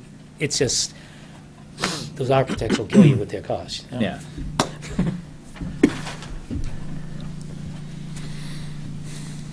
But, I have enough flexibility in space and design to be able to have, all of these not even touching each other if I needed to, as far as parking goes. I just felt it was a little more user-friendly. The only other thing that my site engineer wanted to know was, would you prefer to see one entrance onto Main Street, having the permit but be able to pull it in, or? That's a tough one. I suspect it might be easier with 2 entrances. What do you think? Do you see that? Do you think it's easier with? I'm not sure. It's the scale of this thing. I'm not sure it's critical either way. What you probably, well, it's probably not an issue. It could work either way. You could do this driveway around and come out 1, or you can leave it 2. I think it's the owner's preference. I don't think it's critical either way. Though you might want to, I don't know if it's necessary to design it that way, but maybe in the future when Liberty Lane is built, if I think it that's is, what this is for, isn't it? then, yes, but at that point, maybe close off one of the Main Street entrances, so you'd have one from each street. Oh, yeah. Something like that. Yeah. Gino, I would be thrilled to be able to do that. However, Yeah, no, I know. I've been waiting a while for, that to get done. The I mean, oth- you already have it set up that way. All it would be is closing Yeah. off one of these. Yeah, he's saying do this and later, Right. close it off and access Liberty Lane. Which is fine. There's plenty of, it gets dicey up on this end, but there's plenty of sightline distance. And the other real plus to this site, and why it's even developable, when years ago, I think, Steve, you might have been on when Dan was chairman, and I think either the Russos, because the dentists had it for a few years and they didn't do anything. But the reason why, with this trade-off of land, I have up to 98,000 square feet of impervious drainage going into here or here, and that's on a memorandum of agreement with the town. So there's no drainage. Into the town system, you mean? That was Yes. the- oh, okay. So there's no drainage going in on site. It's going right into the town system per our agreement. So, which made it developable. It was a win-win for both sides. So from a emergency vehicle access, do you see any issues with sort of getting around it? I don't know. I if don't- there's I don't any think issue, so. But, I mean, I could see you could drive, on this over here, but it's a little tight here. I sent it over initially to Cole on the distribution list as well. And, on a cursory review, obviously, it's a high-level concept plan, but he didn't seem to see a problem with it. Even when we reviewed the proposed apartments, when we were looking at it down at 106 Main Street, getting around the back of the building, so long as he didn't need vehicular access all the way around. So the other thing is this, being a mixed use in more than 2 units, you're also dealing with, sprinklered, there's fire protection built in, which to the fire chief, he's thrilled. Yeah. So, I didn't know also just where it is, commercial on that lower space, is there, given again the maximum flexibility you want to give to the development of that lower floor, you might potentially want entrances on both sides if it were divided down, depending on how big or how small the spaces are. Right. So just thinking a little bit about this slope and this pinch and just. I was pushing for him to get things. I'm not completely, I'm not completely done with even the parking layout for that one, but that's the tighter site. I think the east guy is a little underparked there, but. On this side, but if you actually, I went through basically a kind of a preliminary guesstimate, and there's a total of 90 spaces proposed here, okay, but under the parking regs, we would need a total of 42 residential and 42 commercial and 36 residential, because it's 1.5 spaces under the zoning bylaw. Okay, we actually have built in an extra 12 spaces on top of that. And my 42 spaces across the 2 buildings is based on 1 per 300 square feet, because under 5,000 square feet on the usage, it's 1 every 300 square feet versus 1 every 200 square feet. So that gave me basically, let's say I was keeping 4 units of varying sizes. We're talking about 14 per building on the commercial use. Because again, it's going to be small office retail or something like that, but that's what we're literally designing it to be completely within the zoning, other than this is allowed by special permit from you folks on the planning board. The setback. Which is versus the 6 and 19. And, if you really want, some people live in downtown. I have tenants, a couple of tenants currently on the corner of Boardman and Main, and, they don't mind it. On Saturday mornings, it gets a little loud, but the building's there, what it is. If I could get 24 families or renters up here, and they get maybe 20 feet back or whatever we need for leaching area. And again, I think the added benefit is some upfront landscaping as well as a green belt. And the side, the east and the west buildings, it's not like it's going to stick out like a sore thumb. There are 2 buildings that are already set back. I think the setback is good, actually. I'd prefer it. That seems to make sense. So it's Looks just, good to me. just something, had to start somewhere, folks. Yeah. Appreciate you taking a look at it. Thank you. You can hold on to that to the office or whatever. Yeah, I'll give it to Betsy. Thank you.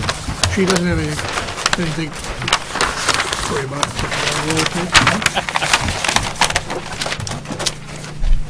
Discuss any other potential town meeting warrant articles. Do we have anything? I was going to bring something up that I had mentioned to you before the meeting started, and that was an email that we got today. It had to do with that neighbor Oh, that yeah, was yeah. complaining about their next-door neighbor putting up the solar panels on the side of the house where the people who installed it don't have to look at it, but their next-door neighbor has to look at it. Well, maybe that was dictated by the position of the sun and. Looked like they had quite a large backyard. They just didn't want to put it back there, I think. Yeah. But ideally, you want it south-facing with no shade to maximize it. I'll tell you though, Steve, I've done a lot of research into that, and I'd like to actually get a couple questions from, or answers out of Gino and Tom on this. But under Chapter 48, Section 3, it specifically says that you cannot, unreasonably regulate Unreasonably, right, so the solar. room for some. Well, that's all I was... But what I was surprised at, because Rob Garrity and I were trading emails on it a couple days ago, and then all of a sudden this popped up, and I said, Rob, is this in relation to what we were discussing? And he said, no, it just came up. But, he said, this is still, because, there's kind of a break point, how the state's looking at the regulation between 250 kilowatts and going up to, the huge solar farms. One, like, I forget what Norfolk dump is, like 1.2 or 1.6 megawatt or something like that. But the point is, and Rob's, the Office for Sustainability over in Newton, and he was kind of our guru here going through the dump, so he knows this stuff pretty cold. And he says this is still kind of unsettled rules. So before we necessarily jump into, proposing a bylaw.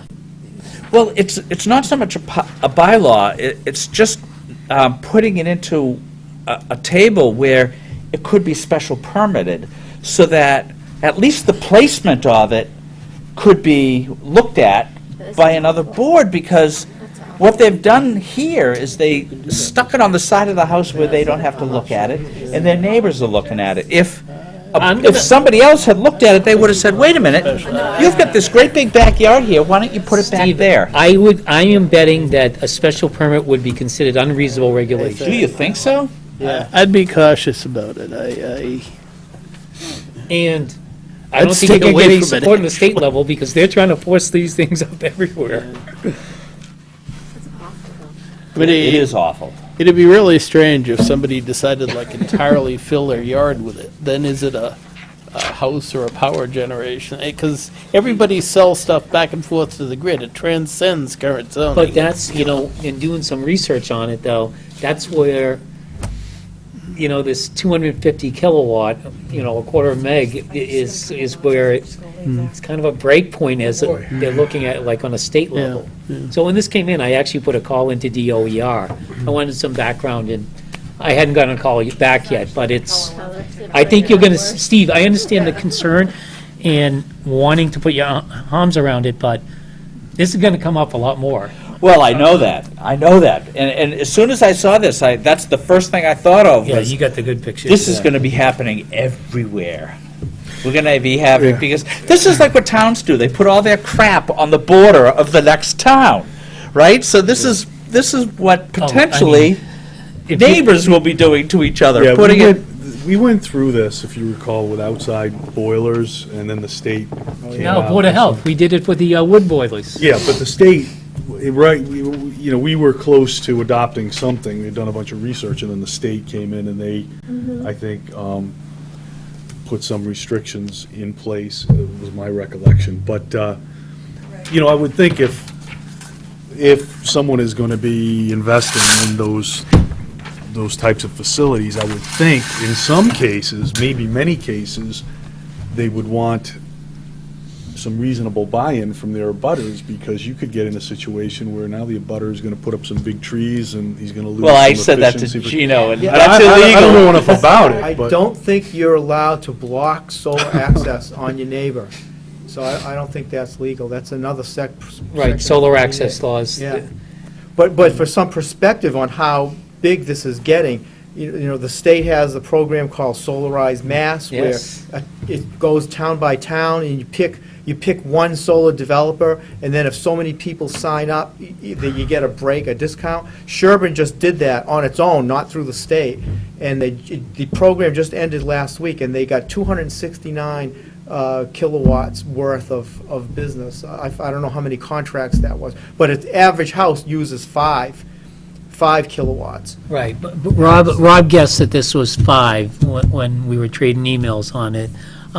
So, I mean, but if it's 265, you're talking 40, 50 houses already you're buying in.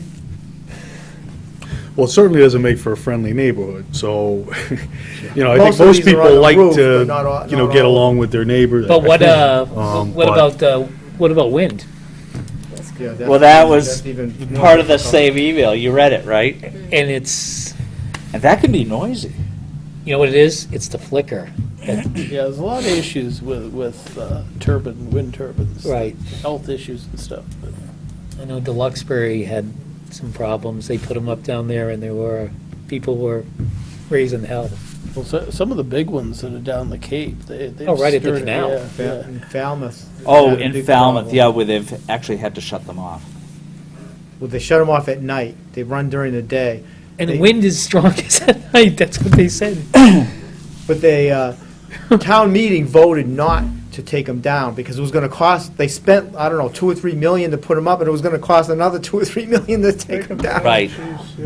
In Hull, it was so successful on reducing, because they have an electric co-op, a municipal electric, and it was so successful that they have another one going up. Right.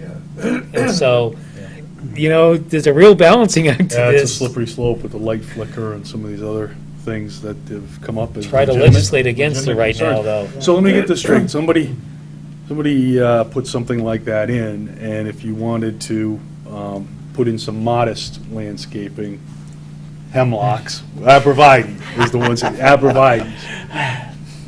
No big deal now, but in 7, 8, 10 years, now these things start to create Create issues shadows. for the efficiency. What happens? I A don't know. lawsuit. It would have to be a lawsuit. Yeah, I don't think it's, The neighbor someone comes gets- over at night and cuts down the arborvitae. I think you might The know slow who did death, it. well, the slow death, Be kind of over-fertilization. But anyway. It's not a good situation. No, but it's not- You something know, if I that get a call might back be- from DOER, I'll gladly report back. Yeah, please do, But I was because- curious about this, so. I'd like to make a motion, if I may, Mr. Chairman. Yes. To accept the minutes of meeting of November 7th, December 3rd, and December 6th. Hanging in there? So Given tired. by our able secretary. Okay, second. Second. All those in favor?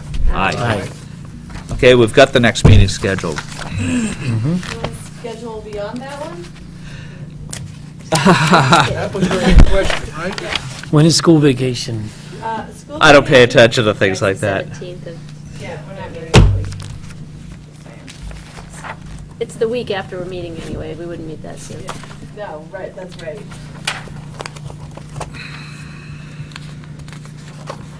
Do we want to schedule for the week after? Like the 25th, Tuesday the 25th, or, is that what you're talking about? Yeah, seems like we've got pretty full agendas. That seems okay to me. 25th? Okay. Okay. Michelle, you all right? Yep, I'm good. 25th? Sounds like it's going once, going twice. going- No, it's scheduled. Huh? You got a conflict?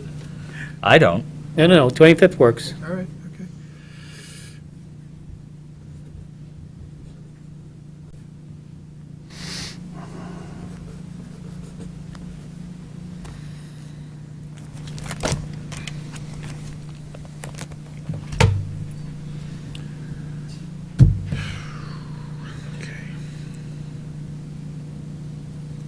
Just get your decisions for 240 Dedham Street.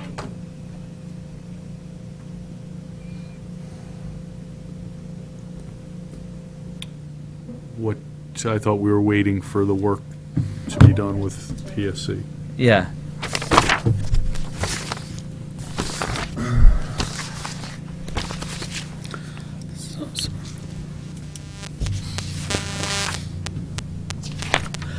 Do we have a motion to adjourn?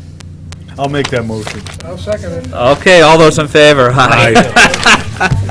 Absolutely. You jumped right on that. I never do that either.